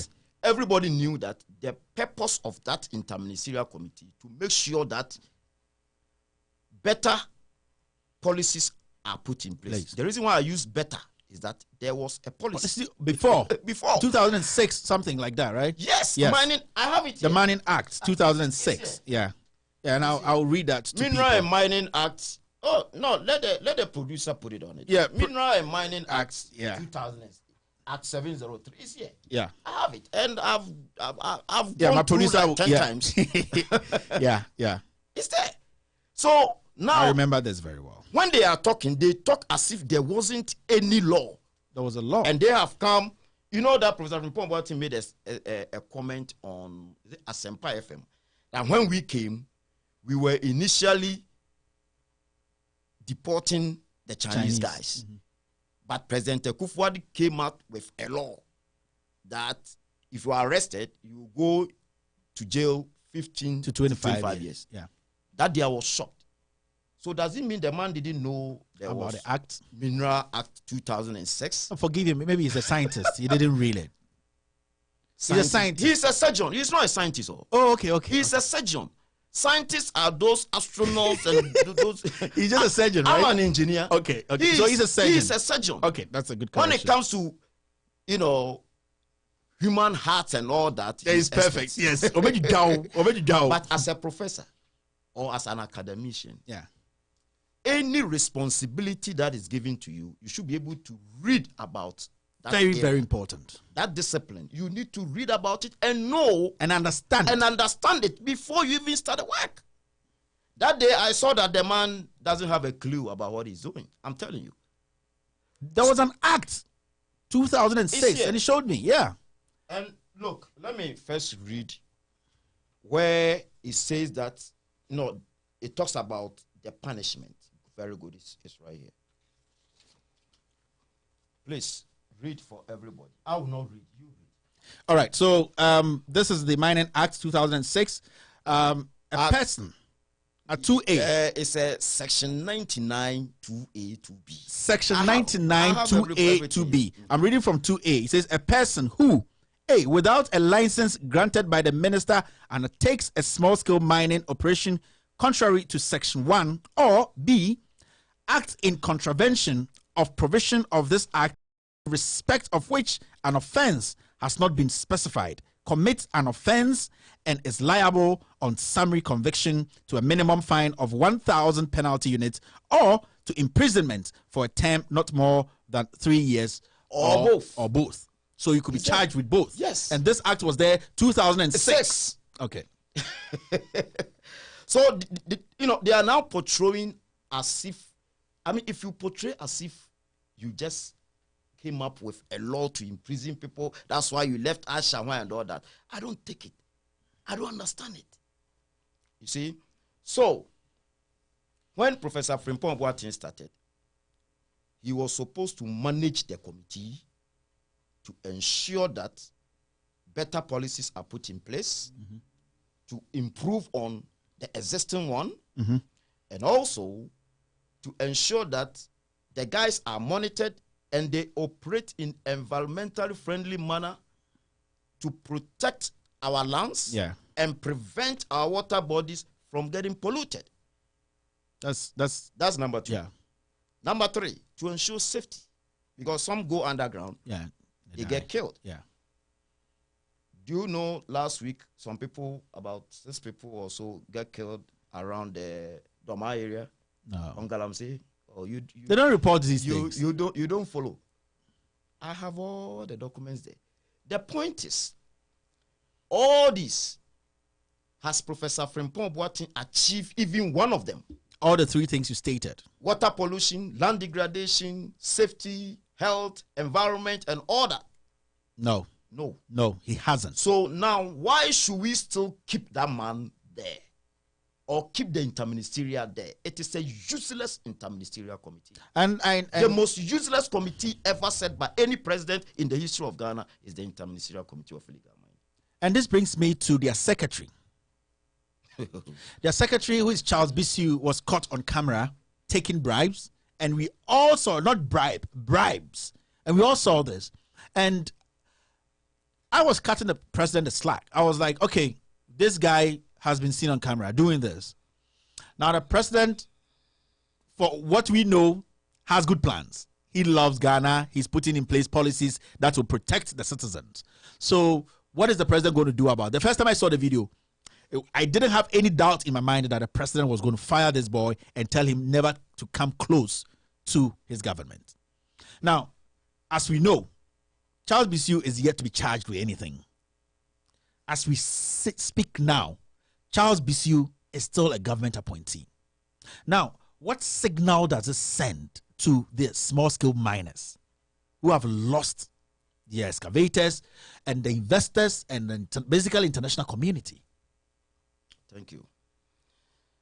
The answer is simple. The president has done nothing about it, and he's not going to do anything about it. That is the simple answer. Now, are you sure? Now, let me explain. Okay. Do you remember that when Anas brought the footage out. Yeah. Publicized the footage. The MPP people came out. Yeah. That they needed the raw footage, and then Anas sent the raw footage to the special prosecutor. Right. In few weeks, the interministerial committee head, Professor Frimpong Boateng and the rest, they also reported to the CID. Come on. And then the CID, after some months, cleared Charles Bisu, while the special prosecutor had not finished his investigations. Where are we heading to? Why did President Akufo-Addo instituted the special prosecutor in the first place? If you don't trust him and you bypass him to go to the CID for another investigation, why do you even set the special prosecutor's office? In the first place? Because Martin Amedu came out to say he was still investigating and he was going to make sure the right thing was done. As at now, we haven't heard anything from the special prosecutor. But Charles Bisu has been cleared by the CID. He's still taking salaries. Do you think the president is willing to punish Charles Bisu? I don't think so. In my editorial, I was telling Ghanaians. So that's why I gave a simple answer. He has done nothing. And he's going to do nothing. You're still listening to Loud Silence Radio and TV. My name is Kevin Ekobedu. I'm still in the studios here with Solomon Owusu. He's a mining engineer. He's based in Denver, Colorado. He's been speaking up against mining. He's been speaking up against some of the policies and the direction of the government. Today, he's here. We are discussing galamsey. Our focus will be on the missing excavators. I think we can do the excavators now. Let me talk a little bit about the frustrations that the miners have gone through and all that before we go to. The small-scale miners. Yeah. I'll use this opportunity to express my unflinching support that I have with them. Yeah. I have for them. And then also state categorically that those who have lost their lives through the atrocities that they've gone through the frustrations that they've gone through the poverty. Some have wallowed in poverty to the point that you can never imagine. Look, small-scale mining is a licensed operation like quarry. Like any other business in Ghana. Yeah. The guys went through the process, acquired their licenses from the Minerals Commission. Legally. Signed by the Minister for Lands and Natural Resources legally. Yeah. And then, based on that, they went to the bank to take loan. How much is one excavator? Over 55,000. $550,000, not Ghana cedis. $550,000. But if it's 55,000, like anyone can buy. But $550,000. And they're selling it for 50,000 Ghana cedis. Yes. But if you get something cheap, you sell it cheap. Yeah. Maza, have you gone to Kumasi? Before? No, cheap, easy, yeah, easy. Rob the top there where they used to have the Kufor bars to Obuasi. The top there, yeah. Easy, easy. So the point is, if we have even 500 excavators, like the way Professor Frimpong Boateng said, multiply by $550,000, you are talking about 250 million. So if people can have money to buy such excavators, that should tell you it's not a joke. It's a business. Money business. Profitable business. It's true. Now, these people borrowed money from the bank, started their operations, they were working. And they gave them rules to follow. That is where I also have problems with the licensed small-scale miners. Yeah. They didn't follow the rules. So the ban, to me, they could do it in a way to train them or to monitor them to do the right thing, while they charge them to use their own dozers and excavators on site to cover the pits, do reclamation. If I say, reclaiming the land and all that. Reclaiming the land.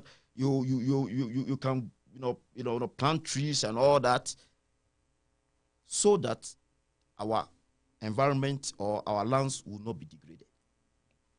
Now, they didn't do it. You put a ban. You gave them 6 months.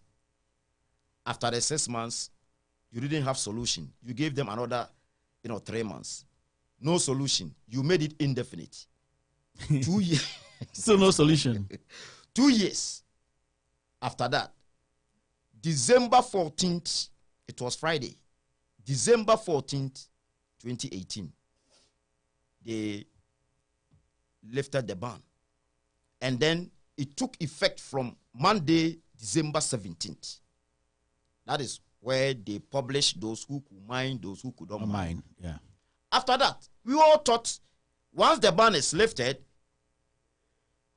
there are structures in place to protect our environment. There are days they can get their licenses and all that. From 2018 December up to now, most of the small-scale miners are home unemployed still. Why? The ban is lifted. They were mining. You revoked their licenses. You said you are going to make sure the right thing is done. And now they can't mine again. They send me messages and text but some messages people are mining every day. What I know is there are some people who are mining now, and on this show I don't hide. Chema to me is mining. Chema to me is mining, and I know for a fact. Look, lots of small-scale miners in Ghana are MPP people. I'm telling you today. I know most. Majority of them are MPP, and they sponsor the party at the local level, constituency level, polling station level. They sponsor the party. John Bodu and Chairman Fred Blake can come and challenge me on this because I was campaigning for Nanado on Galamsey, and I know what people did. Yeah. So now it's not that we can make it work. We can make it work in such a way that they can mine in environmental friendly manner. But you people are not ready to. No, so what is stopping the government from making the small scale miners who have the right documents to mine? Because they had the document before the ban was placed on it. Frustration. The answer is frustration. From the government. They are frustrating them and allowing their cronies to mine. The Chinese and their cronies to mine. And that is what is happening. Why should you seize an excavator and send it to another site? If you don't know the person on that side, how would you send it there? I mean, this is simple. Nobody should argue on this. Yeah.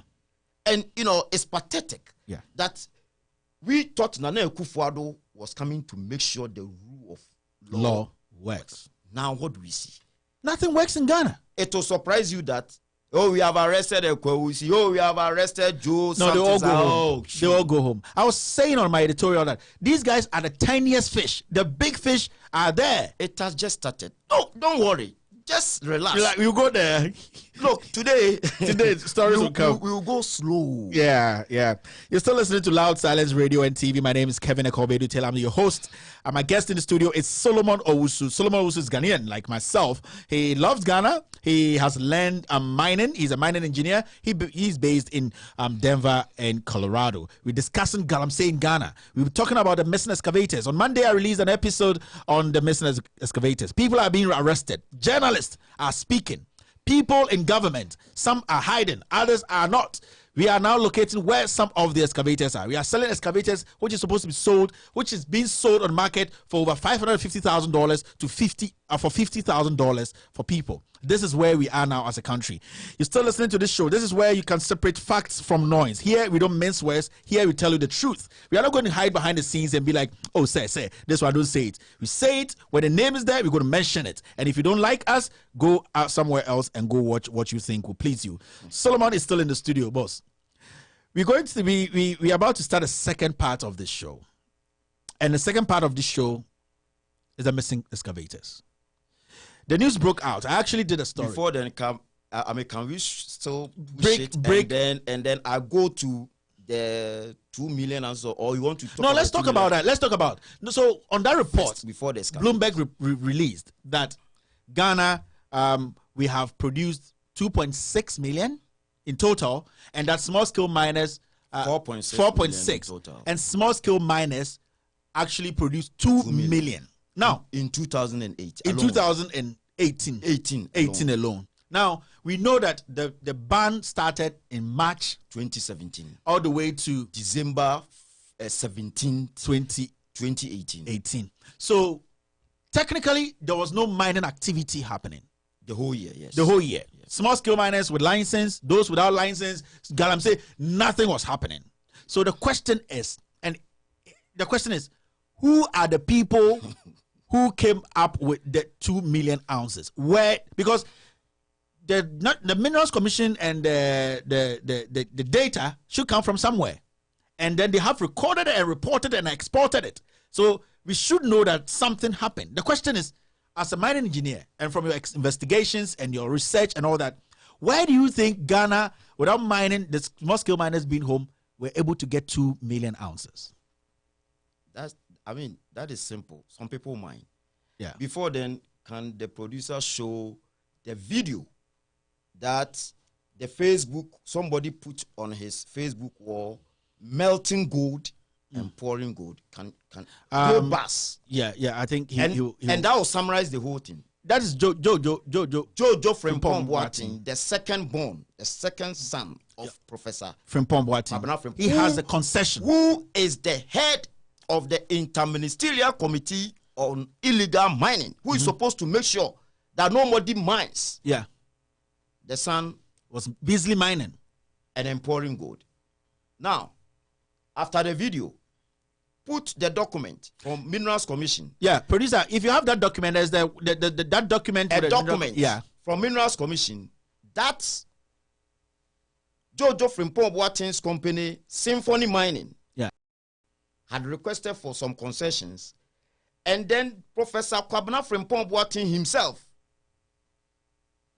underneath director, he signed and wrote director. And you know why I got to know that it is his company? No. His cell phone number. He put his cell phone number. Zoom for everybody to see the cell phone number. I have it on my phone. I know his cell phone number, and that is Professor Kwabena Frimpong Boateng, director of Symphony Mining Company, and the son is CEO. Yeah, the document is on it. Yes.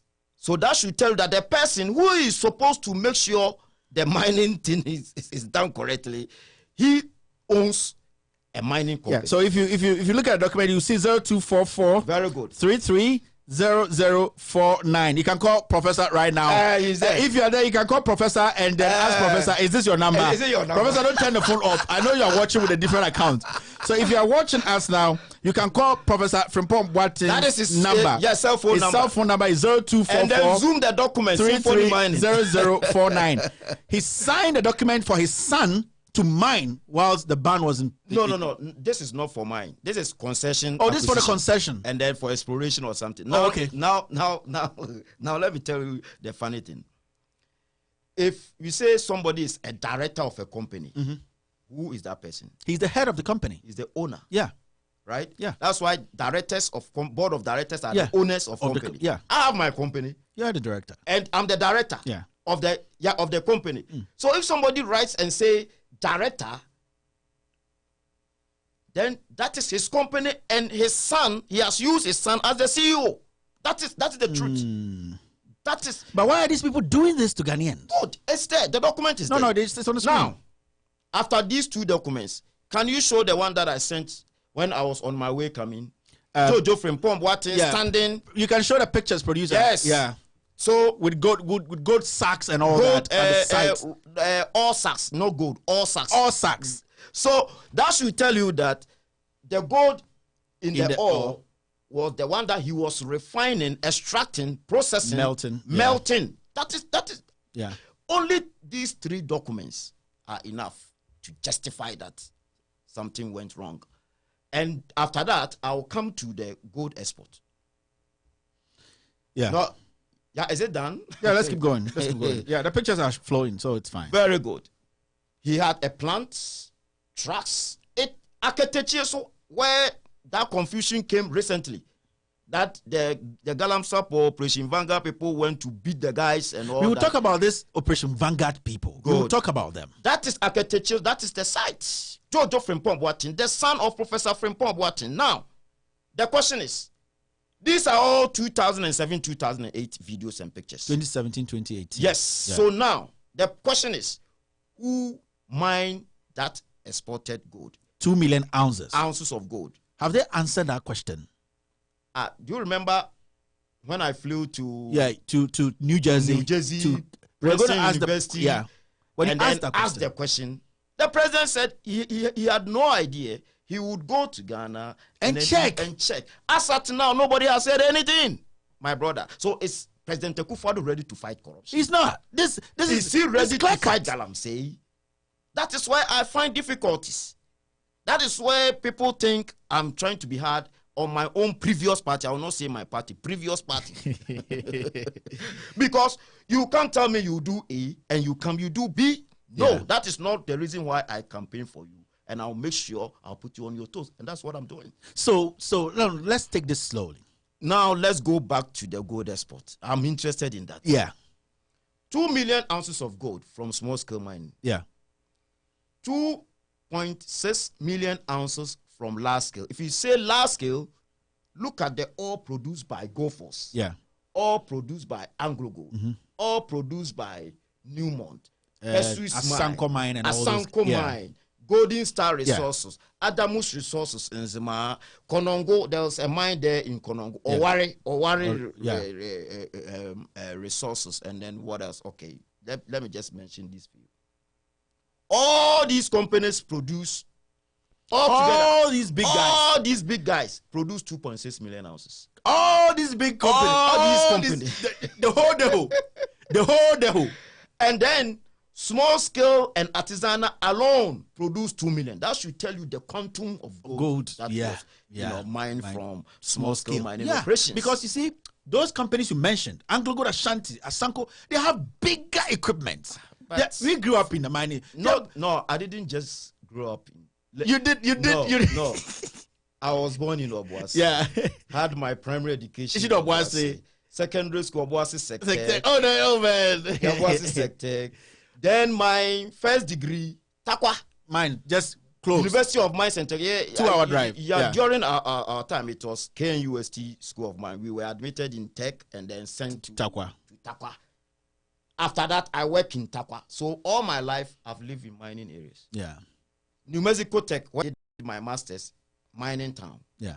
So you're a mining guru. After that, I went to work in mines in Arizona and Nevada, all mining towns. Yeah. Then back to Colorado. That is the hub of mining in the United States. The whole United States. Yeah. So that should tell you that I'm a miner. Yeah. So I'm working both surface and underground operation, and also galamsey. Shanking. So it's funny because these are bigger companies and they put a lot of effort before they get even all gold. Sure. And then if all together, because 2.6. The reports are there, and Bloomberg generated the data from the Ghana Chamber of Mines. So, where did they get the 2.6, the 2 million 2 million ounces, small scale and artisanal?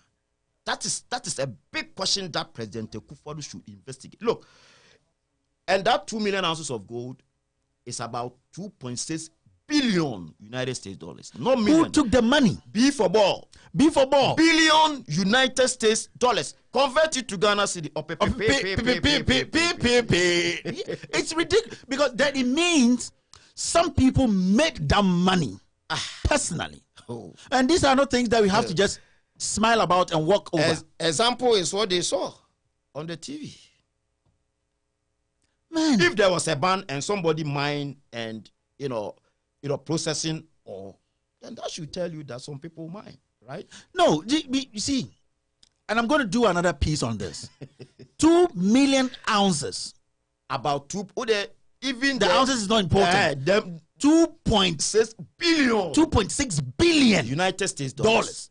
And do you know the funny thing?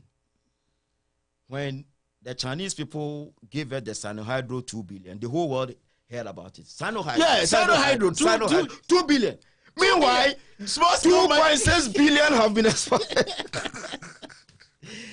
That should tell you that we are not serious. No, yeah. That is why, right from day one, you see, if Peter Mewu had been kept at that ministry and no useless interministerial committee or something set up by this time, No, honestly, when Amewu was there, we saw glimpses of some of the water color changing. Yes. Yeah, and I'm going to be And he very was honest. going to the field. He was not like a surgery person who always relax in the office, studies report and Right. No. Amewu was wearing helmet, boots, jeans, lances, going to the field. That is where he went to find out that some minerals commission boss at the district level had drunk with apeteshi, soaked with apeteshi.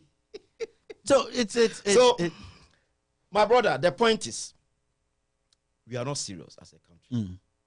It's not that we can't make the small scale mining attractive for the youth to work. And do you know one thing? It is a work that the people in quotes without certificate that they say, oh, you don't have certificate, we don't have job for you. After they do everything for the party to come to power, they say, oh, you don't have certificate, we are not going to give you job. Small scale mining, we don't need certificate. So we can make it attractive for them to operate in environmental friendly manner, guide them to create jobs for the people. All what they need is good policies, guidance, monitoring, and ensuring that the rule of law works. That's all we need. And that's what they didn't focus on. They were focusing on money. Yeah, because it comes to that. What's his name? Owusu, the guy who was just arrested, the MPP Central Regional Chairman, and Dr. Frimpong Manson had a fight. Frimpong Boateng. Yeah, somebody just called me and told me that I keep calling him Frimpong Boateng. Yeah, so the issue is this is what happened. There was a fight between the two of them. No, you're getting the wrong one. There was a fight between the two of them at Frimpong Boateng's office.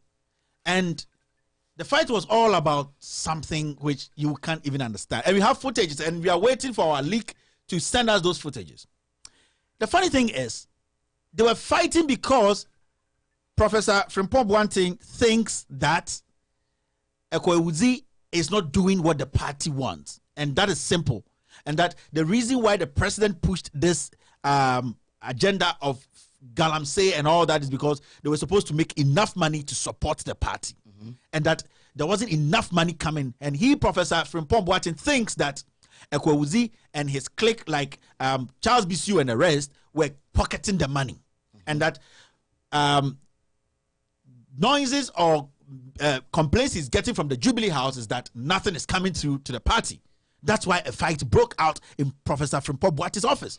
Now, Professor Frimpong Boateng orders the CID to go and pick Echo up because he told the CID that Echo is involved in the missing excavators. Ladies and gentlemen, we are jumping into the missing excavators conversation, and that is just the basis for that conversation. You're still listening to Loud Silence Radio and TV. My name is Kevin Ekobedu Taylor. We're going to take a 2-minute break, and when we come back, you dive straight into the excavator issue. This is Loud Silence Radio.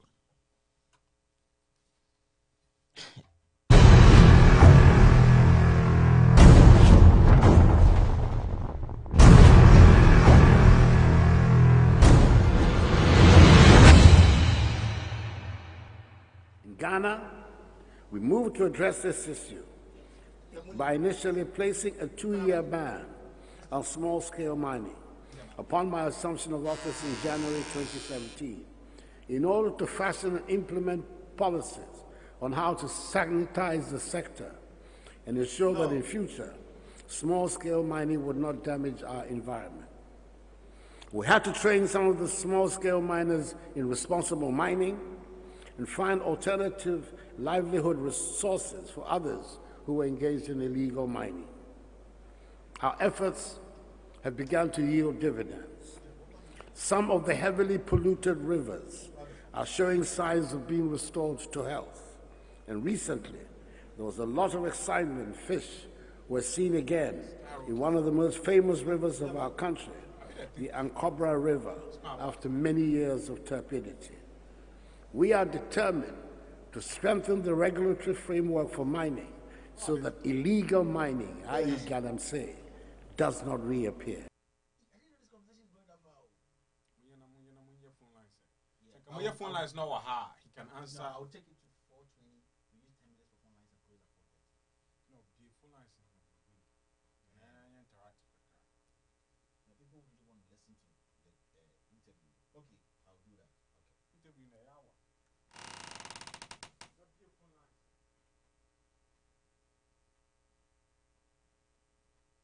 Fellow Ghanaians, my name is Solomon Owusu from Denver, Colorado, United States. But I'm in Prestia now, Prestia, Western region of Ghana.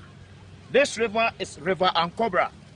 This is the river in Prestia that Nana Akufo-Addo went to South Africa and lied to the whole world that this river has been restored and we have fishes swimming in the river. Can fishes live in this river? Fellow Ghanaians, this is River Ankobra. He mentioned it. River Ankobra has been restored. This is River Ankobra in Prestia, where small-scale mining, illegal mining, is actively going on now. The Chinese people, information I've got now, is that the Chinese people are still working. They work somewhere here. They mud the water, and then you see the water running, going this way. See, opening. First, one small scale. Utimisano. Mepacho. Nsuo we tama na yenuanom ye galamsey keke e wo hye keke no. Na ne ti say. Enye China for na be say nsuo no. Enye You gonna count me?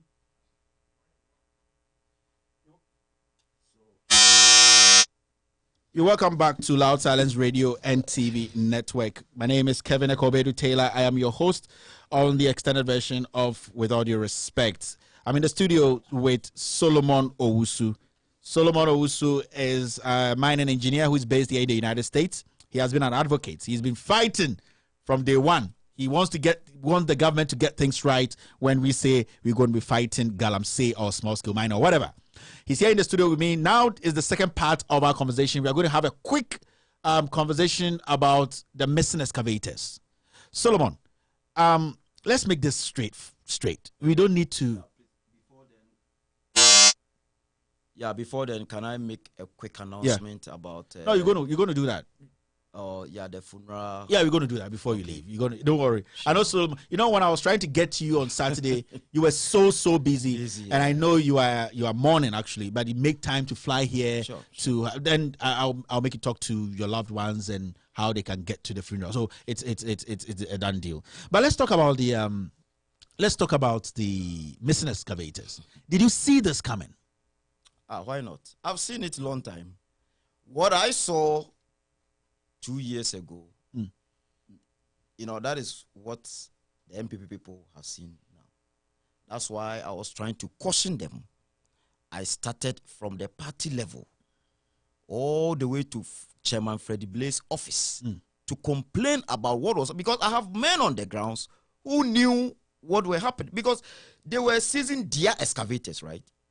Their excavators, and they saw that they were selling them and renting them to people to do galamsey again, to engage in galamsey operations across the country and also outside the country. Some of the excavators, I heard they are in Burkina Faso now. Oh, I'm telling you. They flew to Burkina Faso? They had wings. They're gone. To Burkina Faso. This is not like the inconfirmed. This is an excavator. They crossed the borders and they are in Burkina Faso. I'm telling you. So the question is, before they cross the border, what documentations did they show to those at the border, to the customs guys before they, because the it's excavators were seized, and then the small scale miners had their papers. Yeah, they have documents. They had the documentations, but the Operation Vanguard and the galamsey guys had the key of the excavator. Yeah, so they had the key, but without the paper, how could the excavators travel across the border? That is a big question. So this problem is going to affect some custom guys, some top guys. I will not mention them. The names will come. It will come one It by has one. just started. Yeah. And I was glad when I heard that they had arrested Owusu. Look. Why? They have spoiled the matter. Because Owusu is going to release information in the coming days. Unless they find a way to silence him. I'm telling you. I've spoken to Owusu just a few weeks ago. And he said a lot of things that this is, I'm on a media show, and whatever I say, I should have evidence. Yeah, there's a personal conversation between you and him. Personal conversations, and the names he mentioned. So now that they've arrested him, I believe Echo is also a hardcore. Echo's a hard guy. Echo is a hard guys, right? UK guy, hard guy. He's not going to give in like that. You want me to go alone? We all go. That is what will happen. So let's wait. Let's wait, and I have the names on my phone, text and phone. I can show you after the show. The names are there. But one person whom everybody trusts, he Ghana. This. He has about 7 mining sites, galamsey sites. Echo told me. People 7. trust that person. 7, and some of the excavators were working there. At that person's site. He's a big fish. Everybody knows him. I'll not mention the name. Everybody knows him. He has a gray hair. He's Kamitela. He has gray hair. He has a gray so hair. many people with gray hair in Ghana. Give me small. Give me small. And he's a world-renowned something. A well-renowned something. He has about 7 sites. This is serious. Galamsey. So, for Echo to be arrested, I thank God. You will see what will happen in the coming days. Yeah, then there's another journalist at Peace FM who has been arrested. This brings me to the issue of journalists and protecting or being the shield man when it comes to stuff like that. The journalist was arrested on what basis? I don't have facts about that. Okay. So he was arrested, and on the statement he gave the investigators, he said that he used to work with the Operation Vanguard, and then because he used to go to the field with them, he established a relationship between himself and the guys, the Galamsey people. So what happened was, when they seized the excavators, what he did was the guys came to see him, and then he would be the middleman.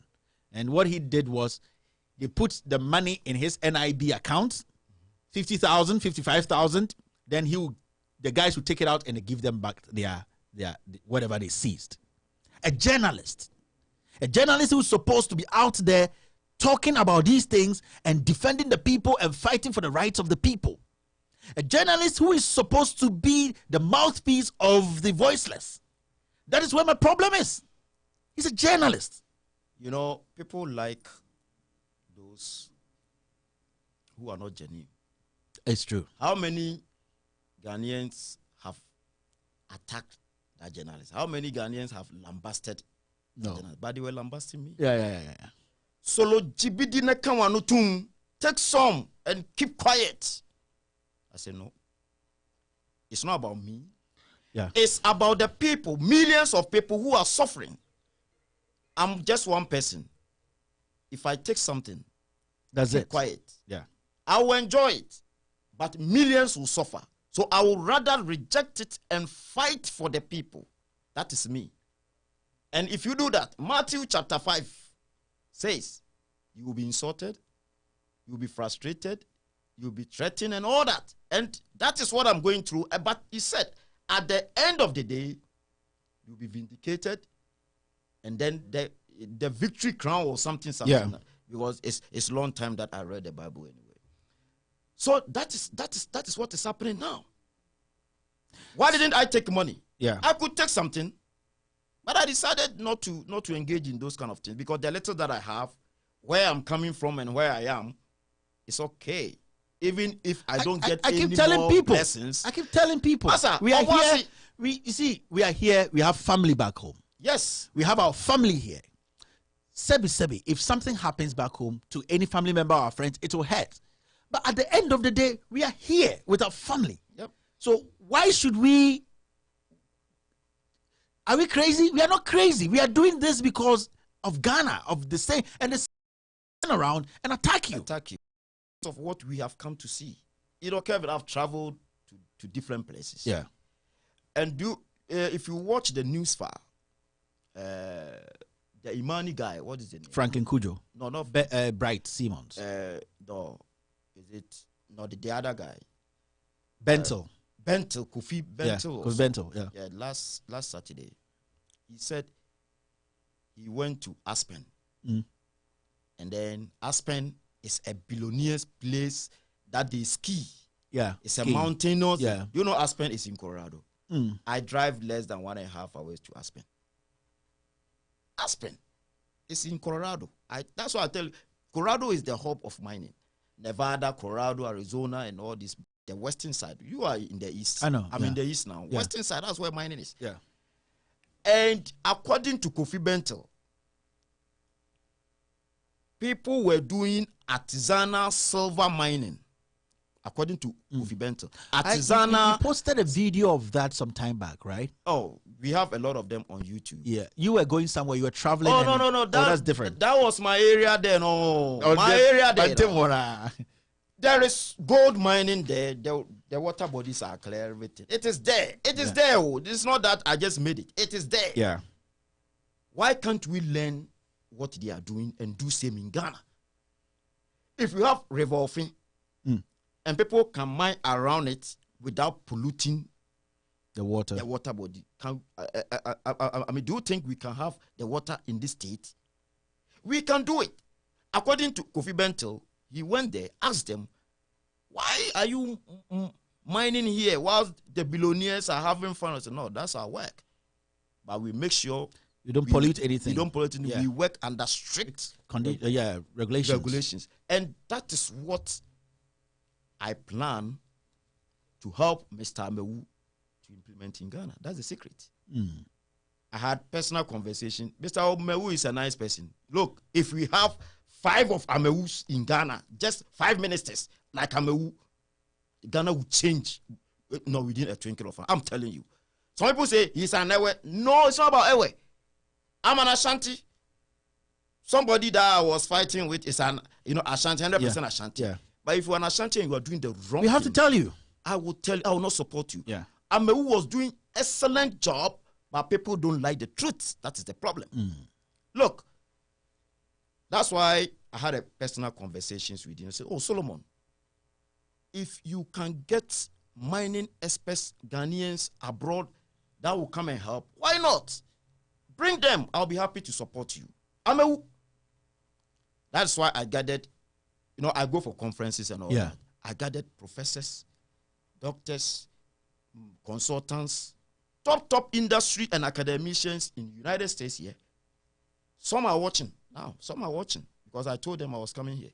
United States here, Canada, Australia, South Africa, Norway, and Ghana. Some top mining executives in Ghana. If I mention some of them, they don't want their names to be in the media.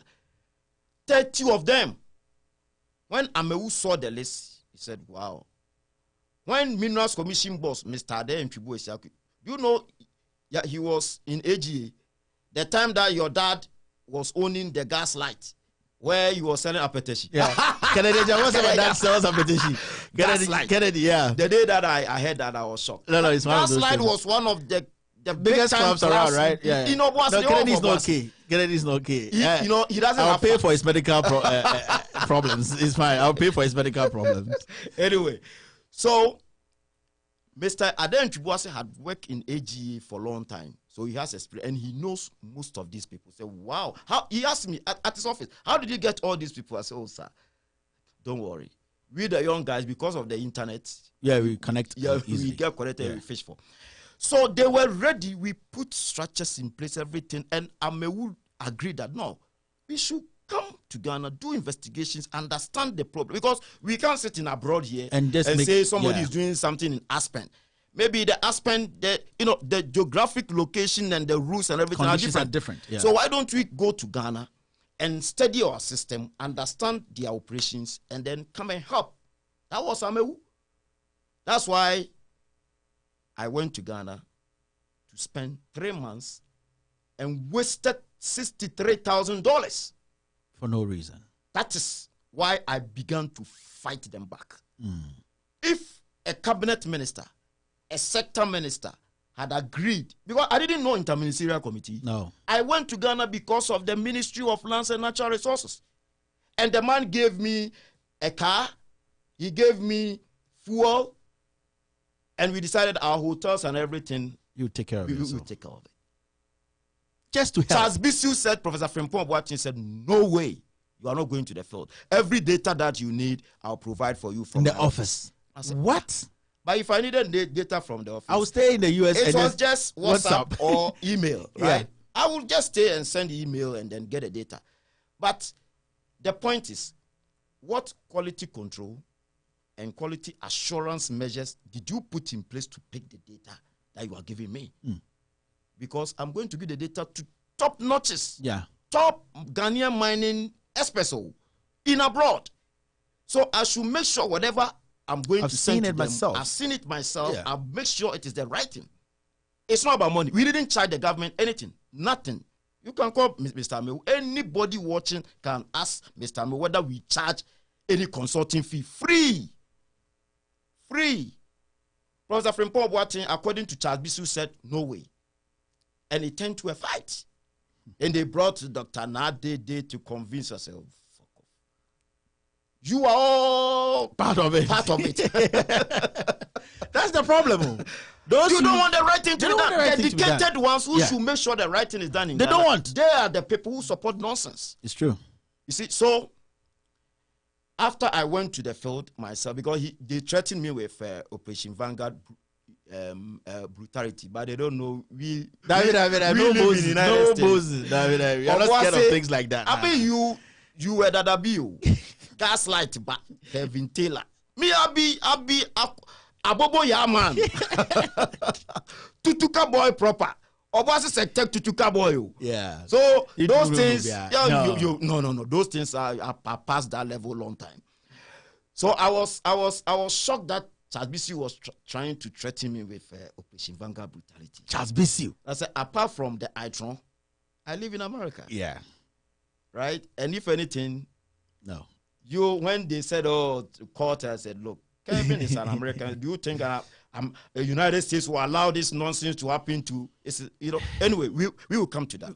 So when I went to field and saw all those things, I didn't start to bash them. That is what people don't see. Yeah. No, people don't know. They thought I just started bashing them. For no reason. I went to Mr. Amewu's office and he would testify that. And then I told him, sir, this is what I've seen. This is what is happening. Charles Bisu and all those people, but when I went to the field, this is what I saw. I said, Solomon, let's see a way to approach it. Yeah. I said, okay. And it's like I could see that he knew already, but it was difficult for him because he's a government official. Somebody employed him. Yeah. Yes. Yeah. And I said, So I went to, I think I started from the party office. I went to look for Chairman Freddie Blay. Straight. Freddie Blay. Straight. And then I called, when I was hosting. Freddie Blay, we are still waiting for the buses. So we don't know where the buses are. You, Freddie Blay. When I was campaigning for Nanado on radio, 2015, like the way you are sitting here right now, there was a serial caller from Ghana. Very good guy. He was speaking very well. And I was MPP, so I was allowing him, giving him more time. That guy was Freddie Blay, one of assistants. Of Chairman Freddie Blay's assistants. And then he directed me to Chairman Freddie Blay's house. Yeah. So when we went to the house, early morning, before he woke up, we were there. I showed him documents. Okay, I'll investigate. Okay. Give me 3 days. I said, no, my time is limited. I need to go back. Next 3 weeks, I'm going back to United States. I've spent almost 3 months here. So, in fact, Chairman Freddie Blay did well. After the 3 days, I went to meet him at his office at Asalam Down, 9:30 p.m. And then when I got there, they said, according to them, it's not true. I said, no, Chairman. I said, no, I'm not going to accept this. You see, you, the young guys, you are trying to tarnish people's images. I said, oh, Chairman, I'm telling you the truth. Oh, no. If you had come with any other problem, you tell me. I'll assist you. He was ready to help me with any other thing apart from the galamsey matter. And I said, wow. One of the buses, the buses are not coming here. No. Yeah. Oh, not bribe or anything, but he was no. I know. You know, I was a party executive. So those times, abroad. So he was ready. No, I said no. I didn't come for anything. I came because of this. So if you are not ready to listen to me, okay. So from there, I didn't start bashing. I contacted lawyer Ayukweotu.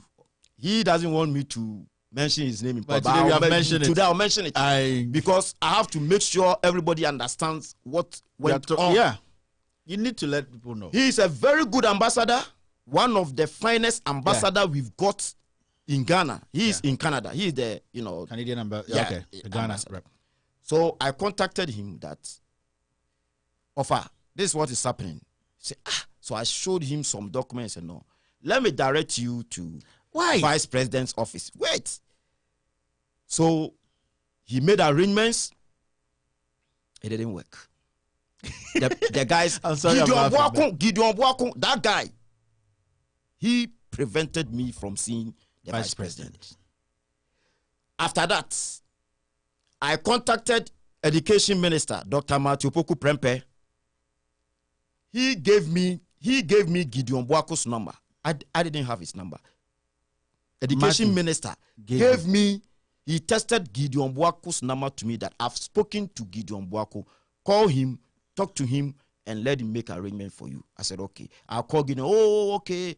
All right. Give me 3 days. Let me see what I can do. After 3 days, I called him. He didn't pick up. Yeah. I called him. I said, okay. So I went to Dr. Ayariga. He is my good friend. Yeah. And then I said, Doc, this is what my people are doing to me. Oh. They've been frustrating me and all that. So I showed him, I presented the whole thing to him. Of the other side. Ayariga, APC. Okay, Hassan, APC. Yeah. I don't know, they're flag bearer. Yeah, the presidential candidate. Ayarkov, yeah. And he said, no, Solomon, this is not about MPP or NDC or AP. This is about Ghana. What you have presented to me make a lot of sense. It can help. Wait, give me a second. He just put his phone, call Lord Comey, Jubilee House, Director of Operations. Yeah. Lord Comey, he called him. I didn't know they were all friends. Oh. we fight, but they are parties. they all called Lord Comey. President Mahama, the Kukwa, they are all friends. They are parties. Yeah, they drink whiskey together. So there is no way you can do something and one not knowing. No, they know. They all know. It circulates. Yeah. Okay. So when he called Lord Comey, and he said, Lord, it's they have some terms, and then he explained the matter. I said, no, the guy is right here. I know this guy personally. He has interviewed me from America twice. I know him. He's MPP. So he's going through frustrations here. Please, if you can make an arrangement for him to see the old man himself. Ayarga wanted me to see President Buhari himself. Yeah. He's a direct guy. Yeah. He doesn't tolerate nonsense. Yeah. Either the president or the chief of staff, according to Ayarga. Yeah. Lord Comey, I spoke to Lord Comey. He gave me the phone. I spoke to Lord Comey. Oh, I'm in Tamale with old man. So when we come in 3 days, call me. I called him. He picked. I spoke. He said, oh, give me tomorrow. After tomorrow, that's it. To today. So, what is going on? And I said, look, I won't tolerate this. I will bash these people. That's where I started. Oh, I get yes. You see, you had patience. I had patience because it's my own party. Look, I have loved MPP from childhood. We have all, from 1992. Yeah. So I've loved the party, and it was your difficult. Your mom was the Tutuka organizer. Yeah, I know. Boss, we have the Obuasi circuit, Tutuka circuit. Yeah. 1992, when MPP went first, my mom, I know, Adansecha, Antihawa, and all that. There were like 5 women who were the least for MPPs. So my house, they used to call it MPP 4 Yeah. MPP 4 house. So this happening is tough, man. So I said, what? Why should I go through this? Like tossing. I said, no, I'm not a kid. After all, I'm a professional man. Yeah. I'm a mine engineer. I've decided to leave my work, my education, my everything to spend 3 months here, and I've spent about $63,000. It could buy something. Oh yeah. A house in Obuasi area, Somewhere. Accra, no, Kumasi, no, but no, Yeah, so outskirts somewhere. somewhere. I wasted that money. I said, you people will not go scot-free. Wallahi. That's where I started.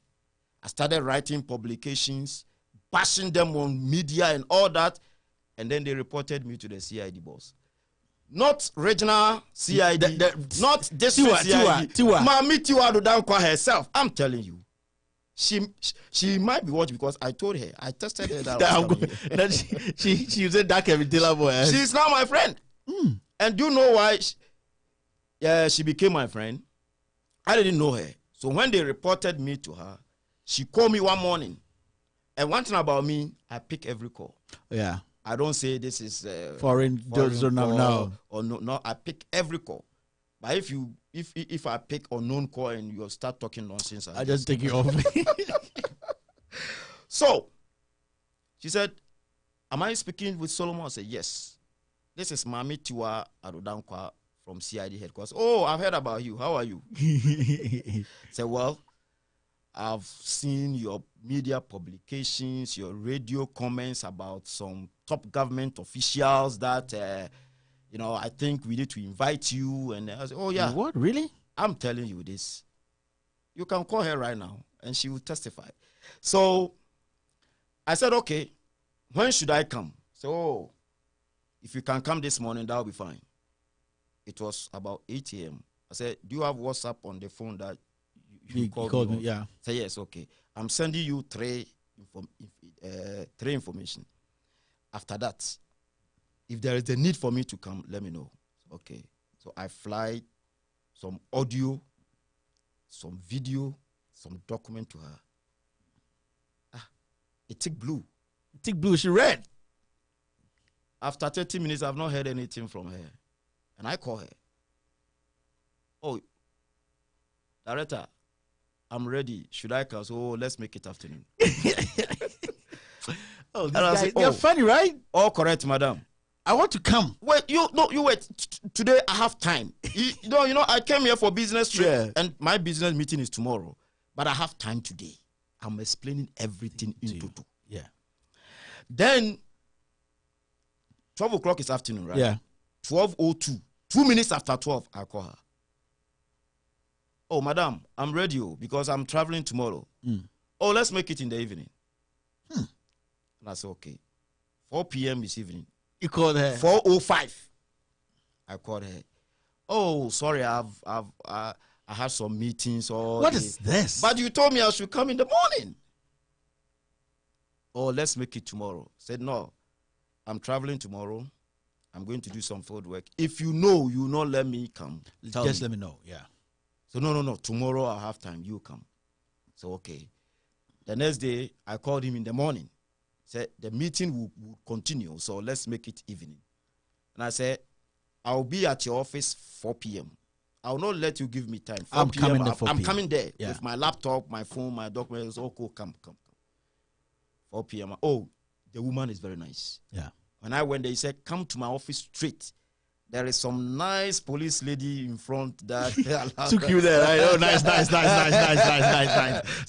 Nice. Oh, in fact, she welcomed me. Should I give you a drink? This. Oh, in fact, the woman is nice. So when I went there, she brought another CID called Mr. Afu. And then Mr. Afu was taking the minutes. So I set, I have some. You have your own gadget. I know you have your devices. Yeah, I have my device. We all have. It's very important. So I set it in such a way that if any nonsense happens, people will see what's happening. Because people were monitoring that gadget from here. Yeah. So I switch it on, put it on the table. They didn't know what I was doing. No, these people, they don't know. They don't have an idea of the work they do. Trust me. 98% of the security guys, the CID guys, they have no idea. So because everything that I said, everything that I recorded, everything. Yeah. So if they had come to say anything different, I would, expose them. But the woman is nice. Yeah.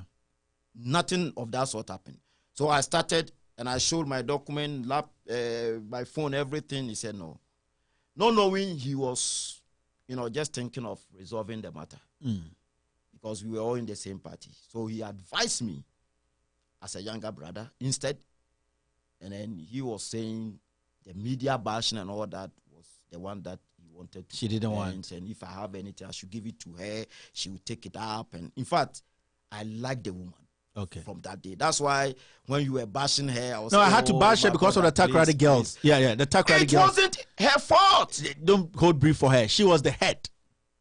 Don't hold brief for her. She Kevin, was the head. You own this place, right? Yeah. It's your own. Yeah. You are the chief executive. Yeah. If you have a director and there's a major problem and you have a meeting and collectively you all agree on something and you say, director, you are responsible. Take it up. Is it coming from you or from the group? That is where people don't know. It wasn't her fault. They had a meeting. So whose fault was it? You are saying if you are ready to defend her, you need to tell us. I'm not defending. So I'm just whose speaking the fault truth. was it? They had a meeting. And they all came up that let's say this to calm them down. She went out to make the statement. Good, and she was just a ceremonial something. I mean, I'm telling you. All right. So, we come so to that. please don't bash that woman. I beg you. Okay, I hear you. Anyway, let's continue. So after that,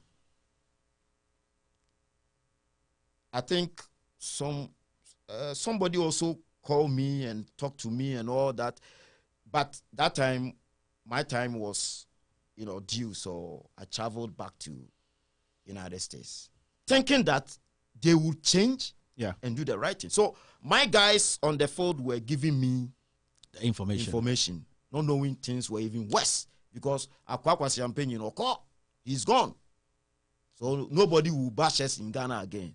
Not knowing I'm here, I monitor everything. And the bashing was going on. And it went to court. And from court, we don't know what is happening, and this and that. What I will tell Ghanaians, especially the youth, I think we should get to that point where is that we should be careful not to engage in anything that will influence us to prevent us from doing the right thing. We shouldn't follow money. We should insist on the truth. You go through frustrations. You go through intimidations, threats, police, court, audit. But if you know you are doing the right thing, continue to do it. And there's always a light at the end of the tunnel. And that's what has happened now. Yeah. It is manifesting now. Yeah. Now to the excavators. Kevin, do we have wings? Do excavators have wings to fly? They don't. Even if they have wings like aeroplanes, they still need fuel. They need fuel. They need to be sparked. Yeah, and the airspace, even to fly airspace, you need certificate to fly airspace. Planes just don't take off. You need a lot of, a lot of things to go through. When the man said the excavators had disappeared, that statement alone, he should have been sacked right from there and arrested. Why? And arrested. After that statement, he should have been fired there and arrested. Because what made him get that courage to come just say that and walk away? Because they don't respect the people. Now, to President Akufo-Addo, whether he's watching or his people are watching or whatever, he told us to be citizens and not spectators. Yeah. I have done my work as a citizen. You have done your work, Kevin Taylor, as a citizen. Most of the Ghanaians who follow galamsey have done their works as citizens. Now, it's up to President Akufo-Addo to do his work as the leader. Mr. President, this is from Solomon Owusu. He said the citizens have done their work. He has done his work. Other people have done their work as citizens. It is up to you, Mr. President, to show us that you can be the leader. If President Akufo, because why should you keep the man who is involved and then to influence the investigations? He can influence. Why should he report Owusu? He is the leader. He's part of it. He is the leader. Yeah. So he should have stepped down for investigations to go through so that the public could go with reports and all that. If he is still there, he can influence investigations. That's very true. He should step down and then be fired after, because I know after the investigations, he will be fired. I know. I'm telling you, he will be fired. And if the president fails to do, do you know, I've never bashed President Akufo-Addo before. Yeah. All my videos, I've bashed Kennedy Japan. I don't fear him. He insulted me. I threw it back to him. Oh yeah, that's very important. I've bashed some people. President Akufo-Addo, show me one of my videos or audio that I have attacked him. No. I never, even when I was MPP and against President Mahama, I never attacked him. Yeah. But I was also saying he is corrupt, like the way everybody we was all saying. said it. Corrupt. We know evidence. Incompetence. We all said it. Yeah. But I never attacked him. I never insulted him. I've never insulted President Akufo-Addo. And I will never insult him. Yeah. But I'll bash him. If he doesn't sack Professor Frimpong Boateng, trust me. He's not going to sack him. And I will bash him. Akufo-Addo is not going to sack him. I'm giving him 2 weeks. 2 weeks is enough. 2 weeks at least. If he, look, we know what happens with Charles BC. We all kept quiet. The Shravos of a man. It's not twice. You still listening to that's acrobat. You're still listening to Los Angeles Radio and TV. My name is Kevin Akobedu. We're going to take just 5 calls. We've done way above our time. Solomon has to get back to a meeting. He needs to get back on a flight tomorrow. His business associates are waiting for him, and they are even in the studios. His business guys are tough white guys, man. So we're taking just 5 calls. The number is +1 if you're outside the United States. +1. It's a WhatsApp call. +1 202 751 8769 202 751 8769. We're taking just 5 calls, and then we close the show for the day. Solomon has been a guest that I always remember, and the funny thing is, this is my first time meeting Solomon. People think that we've been friends for a long time. Yeah, it's the work. If you do right things, you get the right people to be friends with. So if you want to call, you have to call now. I'm taking just 5 calls. Just 5 calls, and then the show will come to an end. You're still listening to Loud Silence Radio and TV. My name is Kevin Akobedu Taylor. Today, we were discussing galamsey. Hello, caller. How are you? And where are you calling from? Yeah, good evening, Kevin. Good evening, sir. Yeah, thank you very much for this program, and my special greetings to Solomon also. He heard you. I totally agree with him. I'm also from Pristia, and I know a lot about galamsey. And you see, you cannot just come out with the issue of banning galamsey without providing alternative. So I think the government has to come out with alternative. I mean, kind of educate the people, provide some solutions. Yeah. Because if we just come out saying they are destroying water bodies and all that, and we are banning them. Look, in Pristia, for instance, galamsey provides over 70% of the population with jobs. Yeah. But there's no job. Yeah. You understand? So, in as much as it is good for us to look at the water bodies, it's also good to look at providing something for the Solutions. people there. Thank you very much, sir. And Thank you very much, sir. Thank you. Hello, caller. Where are you calling from? And your name, please. Yeah, hello. Hello, sir. Where are you calling from and your name? My name is Richard. I'm calling from the Netherlands. Oh, you're calling from Holland. Yeah, from Amsterdam, the Netherlands. Oh, okay. Correct. Well, I have a quick question for Solomon. Okay, Solomon, you're listening. Yeah, I'm listening. I do appreciate the fact that he's put on the table. That's very brave of him, but I still want to understand why it is quite difficult for government to literally see the path or the roadmap that you guys put together to remedy the situation when it comes to galamsey. Yeah, I think he's noting down your question. He's definitely going to react to it before the show ends. Thank you very much, sir. Hello, caller. Your name and where you calling from? Yeah. Hello. Yeah, I can hear you, caller. Where you calling from and your name? My name is Dennis. I'm calling from Denmark. Okay, Dennis, you can go ahead. Yeah. Kelvin, it's surprising how we travel outside the country and we see different things going on in our own country is still retrogressing. Yeah. You know, it's so hurtful because in Denmark there is nothing like gold, there's nothing like diamond, there's nothing like any natural resource, but they are so organized that the country is developing day in and day out. Yeah. You can see students getting about 5,000 every month from the government, though they don't work, to support themselves. Yeah. Without any natural resource. But Ghana is retrogressing. I think we need to change our mentality as Ghanaians and forget about this NDC and MPP so we can move forward. Thank you very much, sir. Thank you for your contribution. Hello, caller. Your name and where you calling from? Hello, caller. Your name and where you calling from? Hello. Hello, sir. Where you calling from and your name? Hello? Yeah, good evening. Good evening, sir. We're listening to you. And I'm calling from Ghana, Kumasi. Great.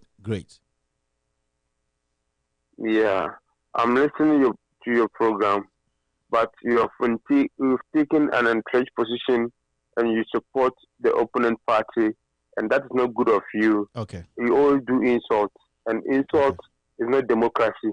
Okay, so I want you to give your facts without insulting. Okay. And your paymaster, he will never be president. Okay. Thank you very much, sir. Thank you for your call, and God bless you. And when you go to church on Sunday, your offering should be double. Hello, caller. Where are you calling from? And your name?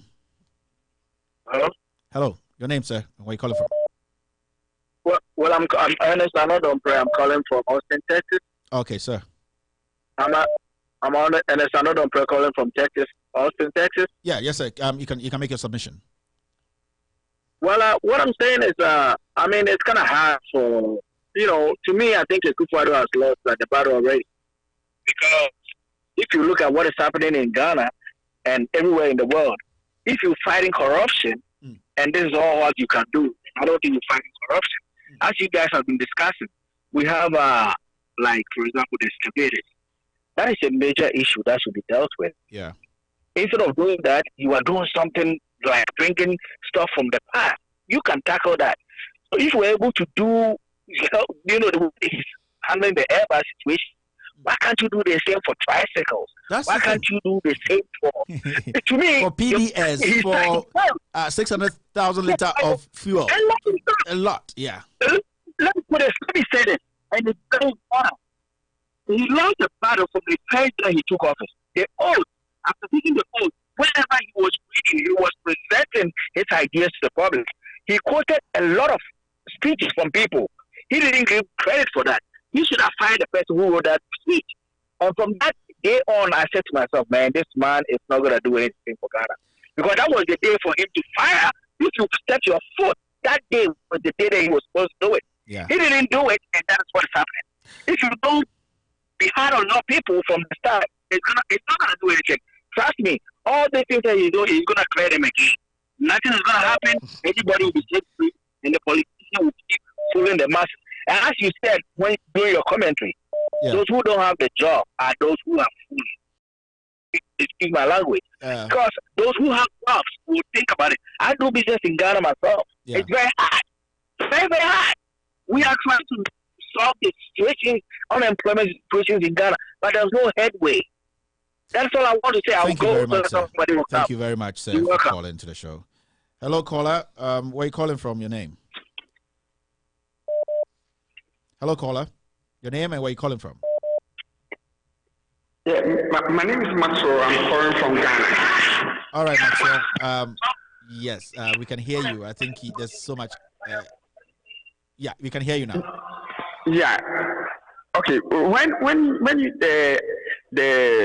you put that document on, I tried calling Professor from Boise to advise him if he can resign, but he never picked my call. So please, he should resign before. Okay. Thank you very much. In fact, he should resign before the sacking. Thank you very much, Maxwell. Thank you very much, Maxwell, for doing that job. Thank you very much. No, which part of Ghana? Which part of Ghana? Where are you calling from? Which side? Nungwa. Thank you. The Nungwans. Thank you very much for what you've done today, for calling Professor and he not picking up. So yeah, this is one of those things. It's so funny, and you're still listening to the calls keep coming. I said it was just 5 calls. Yeah. Hello, caller. It's a special day. Hello, caller. How are you? Where are you calling from? I'm Emmanuel calling from Lomé. You're calling from Lome, Togo. Yeah. All over the place. Emmanuel, there's so much noise where you are. I'm watching live on Facebook. There's so much noise where you are. I'm watching you live. I'm watching live on Facebook. That's right. It's two phone I'm using, so I'm watching on the other phone and then calling on the different phone. Yeah, I'm talking about. Can you leave where you are a little bit? There's too much noise there. Okay, I'm coming, please. Yeah, it's calling from Lome. I have to try. Hello, sir. I think it's a little bit good now. Can you make? Can we talk? Good evening. Good evening. You can go ahead, sir. I want to congratulate you on the work you are doing. I've been following you from YouTube, and today I've got you on Facebook. So I want to say you are doing a good job. I hope if everybody is doing this type of work, we are going to reach far. Thank you very much, sir. But please, I have some concern. I would like to make it private. Maybe I will use it. So after the show, you can call. Thank you very much, sir. Yeah, it's one of those things. Hello, caller. Whoa. Hello, caller. Your name and where you calling from? Hello. Yes, sir. Good evening, Kevin. Good evening, sir. My name is Vincent Kingsford. I'm from Germany. All right, how are you doing? Germany, okay. I'm doing good, bro. We're listening to you, sir. All right. Well, it's just short advice that I want to pass through you to Mr. President of the Republic of Ghana. Mm-hmm. You know, he has quickly issued is it paper or something like that to a special prosecutor to investigate the Airbus issue. Yeah. But I wonder how or when he's going to issue paper for, the scandal that has been going on under his watch, especially Charles Bisu, Escavators issue, Aboboya's issue, a whole lot. Bro, a whole lot.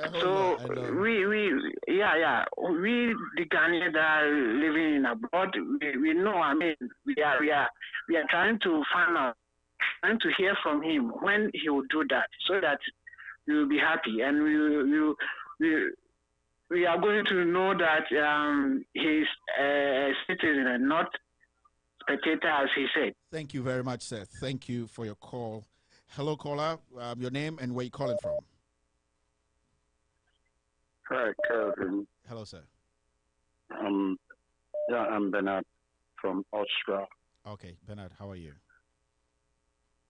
Yeah, you're doing a good job. I want to contribute to the show. Yeah, we're ready to listen. Some also to good job. Some also, brother, keep it up.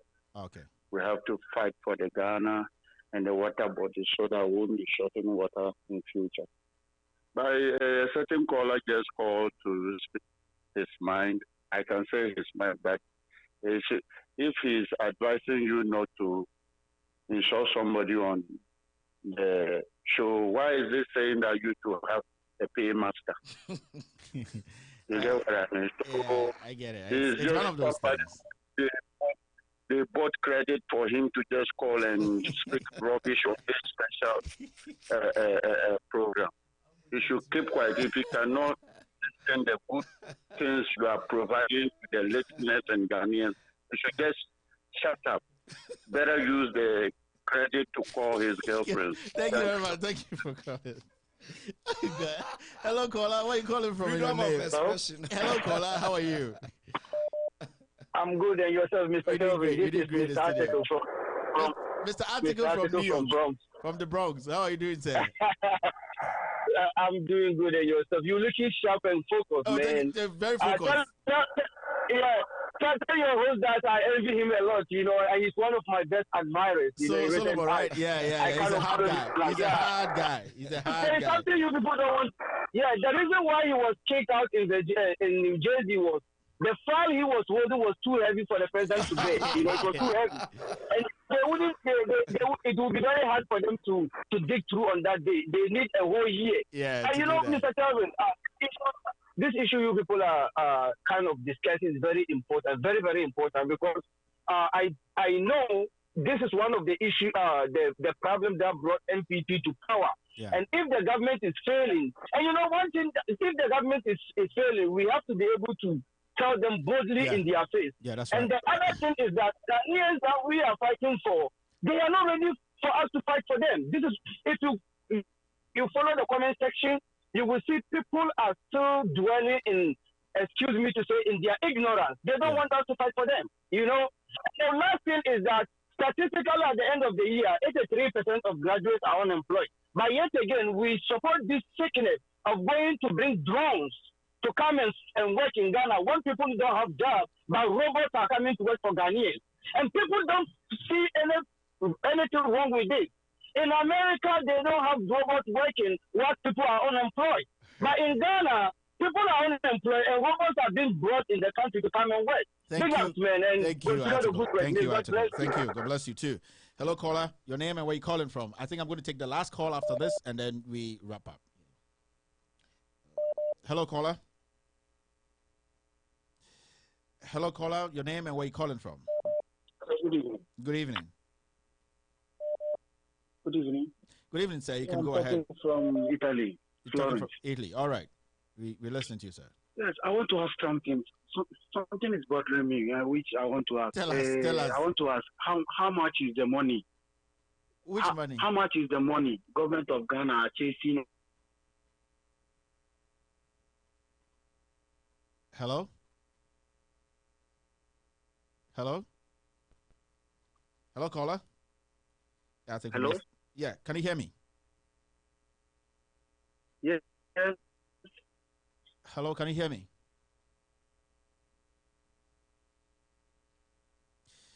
Hello, your name and where you calling from? Hello, caller, your name and where you calling from? Hello. Yeah, yes, sir. Where you calling from, sir? Hello, caller. Yeah, I'm calling from Benin. You're calling from Benin? Hey. Yeah, Benin. Yes, we're listening to you, sir. Yeah. I see. So, the program is really sponsored by NDC? No, please. Then you are biased. Be a good journalist. Thank you very much, sir. Enjoy your day in Benin. All right. Is it raining in Benin? Hello, caller. Where are you calling from? Your name?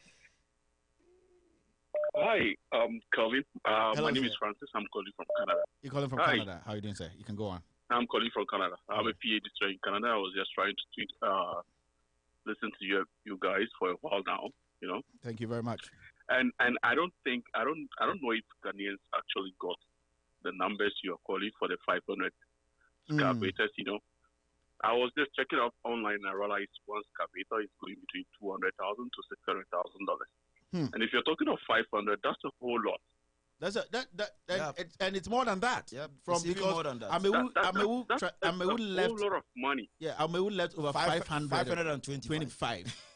And that's what the professor came to meet. And then a lot. I mean, this is a whole lot of money going on, and yeah, I'm wondering how you cannot even hear a single discussion of these issues on the Ghanaian media. Everybody focus attention on such issues that we don't even have to pay attention to. Yeah, that's the problem we have in Ghana today, sir. That's the you know, it's really saddening. It's really, really saddening. You know.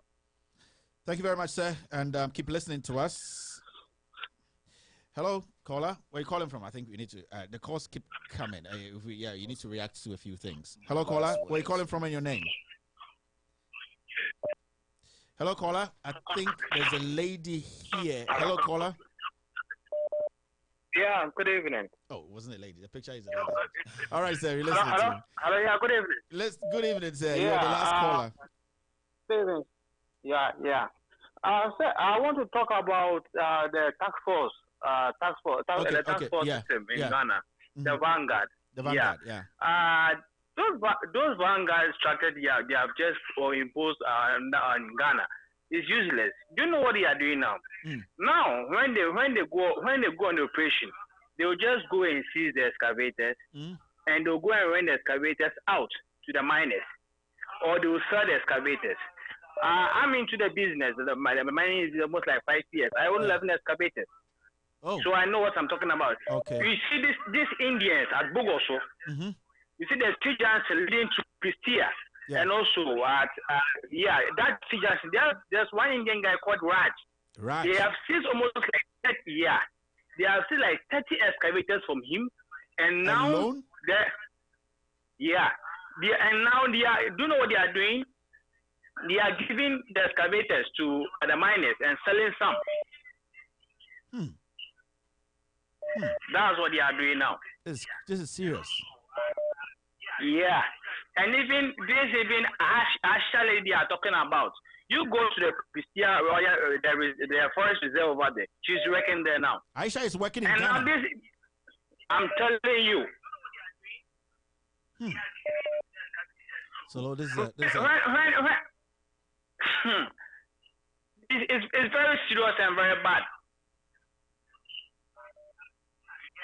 Thank you very much, sir. Thank you very much for your call. Okay. So you had it first. So let's wrap up in the next 5 minutes, and then the calls keep coming. Yeah. You know, I've got how many? I've got about 57 messages that they are trying to call into. It's not coming through, right? It's their WhatsApp call. The line is busy. The line is busy. 57 messages. They all want to get through, right? Yeah, it's tough. I'm sorry, guys. It's from all over the world. Yeah, we got somebody from Benin. I just wanted to know if it's raining in Benin, but just if you want to respond. You know what? Let me respond to the question. Questions, and then also give my final submission, and then make my announcement. All right. Let me touch on the guy who called from Netherlands. Yeah. He said, "Why didn't the government listen to me and my team when we were trying to help them?" It's all because of the corrupt practices that were going on that they didn't want us to see. That's why they were preventing us from getting involved in the whole thing. Yeah. That's a short answer I'll give for now. Then somebody also said, somebody from Denmark. Yeah. Denmark said, Ghana is, retrogressing as far as our corruption is concerned amidst the natural resources that we have or something. Yeah. It's true. Denmark, what do they have? Nothing. Rwanda, let's come down to Rwanda. What do they have? Coffee and tea. Just coffee and tea. I had a meeting with a guy from Jordan, Dr. I've forgotten the name. We met at a conference in Denver. And then he said, Jordan. Do you know, I didn't even know that Jordan was a country, not a city. I thought Jordan was a city in Israel. So when he said I'm from Jordan, you are from Israel. So no. Jordan is a country. Yeah. Not knowing Jordan is in the Middle East. And Jordan, I asked him, what drives your economy? He said, potash and phosphate. Potash and phosphate. Phosphate for fertilizer, potash salt. So wow. Jordan. Yeah. It's interesting. Very interesting. And I told him we have Ghana's size is like Arizona is a bit bigger than Ghana by land size. Yeah. Then we have gold, we have diamonds, we have bauxite, we have manganese, we have witches and wizards, lithium, everything. We have oil, gas, cocoa, coffee, and our land is fertile, everything. He said, what? Then you guys are rich. I said, no, unfortunately, we are poor because of mismanagement, bad leadership. Yeah. So I will say bad leadership. Bad leadership, that is why. Kevin, let me ask President Akufo-Addo one question before I go.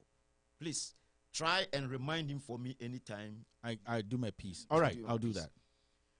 August 20th, 2019, he inaugurated the new mining law that will enable the judges to jail people between 15 and 25 years.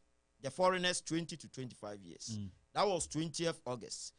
21st August, the galamsey team arrested 2 Chinese from Please, if your producer will, after I'll give it to you. 2 Chinese from Bibiani Ariaso, the Kwai municipality. Is there? Yeah, 2 Chinese. Yeah. 3rd September, less than 2 weeks after that, 3 Chinese were arrested by galamsey team from Wasasimpum, Abruchire Krobo within the general areas of Western and Central regions. Pachaweni, take it. Thank you very much. I can give it to you for free. I'll keep it. Thank you, sir. Then, 8th September, another week after, 9 Chinese were arrested from Kwachi Krum in the Ashanti region. Here. Very good. Producer wants to try and put it. Yeah, very good. Put them there. And then the last one here. That was November 22nd. 5 Chinese arrested. December, they arrested 2. January 2020, they are arrested 5. Or 26 Chinese. 26? From August till now, 26 Chinese. Where are they? When are they going to prosecute the Chinese? Meanwhile, a Ghanaian was arrested on 20th December. The same. And he was jailed last 2 weeks. This hurts so much. From August to now, no prosecution for Chinese, no jail terms. Nah. And they are not even in our police cell or the remand. They are walking freely. And then Ghanaian was arrested, put to, remand, and then jailed few weeks after that. So the law that says, his new law, that says the Chinese should be jailed 20 to 25 years. When is he going to implement them? I'm giving it to you. Thank you very much. Mr. Solo, just tell me, I know you were in the middle of mourning before I invited you here. I think all fellow Ghanaians listening to me from all over the world, I'm from Denver, Colorado, and in Denver, we have a big funeral right now. The Gamanche, the chief for the gas, we will bury him coming Saturday. And people from Ghana have gone for their visas. People from Europe and different states from here are coming. I will use this opportunity to invite everybody to attend the funeral. His name is Mr. Harrison Koku Amate. We used to call him Nana Amate. He was 77 years, and he was a very good man. I didn't know him, but that Ebusian Penny called Mr. Apicolo. He is a very popular and renowned person in Denver. He is my good friend. So Mr. Apicolo told me to, help him with this announcement. Yeah. He was a good man who was taking people from jail, assisting people with documentations and all that. So we invite everybody to come for the funeral. We have the Ashanti community, Gan community, Ewe community, Fanti community, and Ghana Council. I don't belong to any of them, but I'm helping Apicolo because I live 45 minutes from where most of the Africans are. Yeah. I live in a white community, so I don't participate in a lot of things.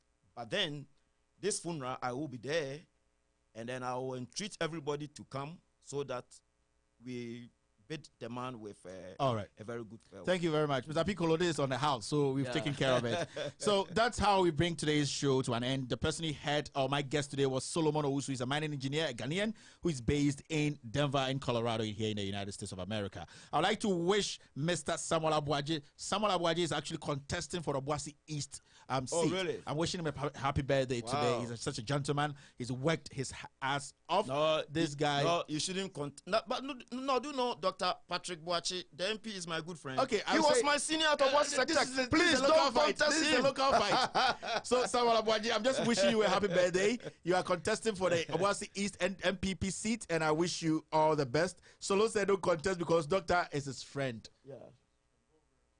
Yeah. Oh, okay, 1 minute. Okay. See, I'll go over 1 minute. Oh, okay. The pictures are in. That's what. Oh, the pictures are in. So, as I'm speaking, he's going to put the pictures on, and Solo will briefly mention them.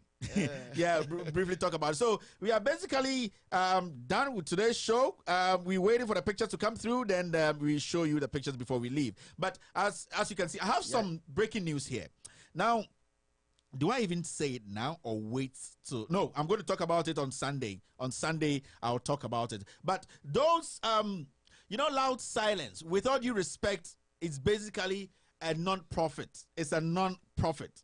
Now, what is happening? What is going to happen now is, if you've been following us for the past 2 to 3 years, you realize that we've been running this from our pockets. We don't want to involve any company. That's why you don't see ads on our show. You don't see people advertising on With All Due Respect, because we don't want to involve businesses and all that. But what we're trying to do now to keep With All Due Respect going, so that you can also be getting the documents, you'll be getting the news and everything, we set up a new platform, and it's a platform that you can visit. We are going to be putting this on our website, on our YouTube page. It is With All Due Respect. If you want to follow With All Due Respect, go on YouTube and say With All Due Respect. You see my picture there? That's our official YouTube page. We will put this information too on Facebook, With All Due Respect Facebook page, and on Loud Silence TV.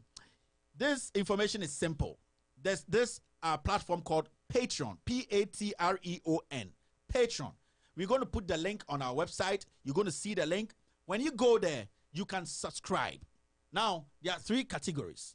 When you subscribe for the first one, which is the base, for $15 a month, you get the episode I will release every week. You get it a day before anybody gets it. It's an exclusive. You get it a day before.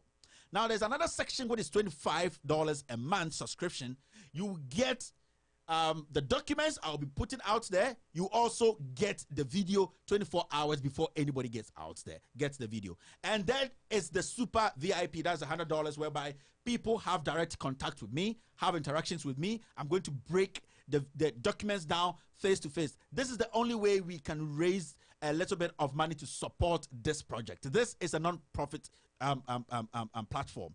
So we are not expecting businesses to come here, people involved in politics to come and taint anything that we've done. We want the family, you, to subscribe, you to follow us, subscribe, donate every month, $15, $25, and $100. And then you'll be getting special things from me, myself, and the team. So the $15, you're going to get 24 hours information. That's the video before it comes out the next day.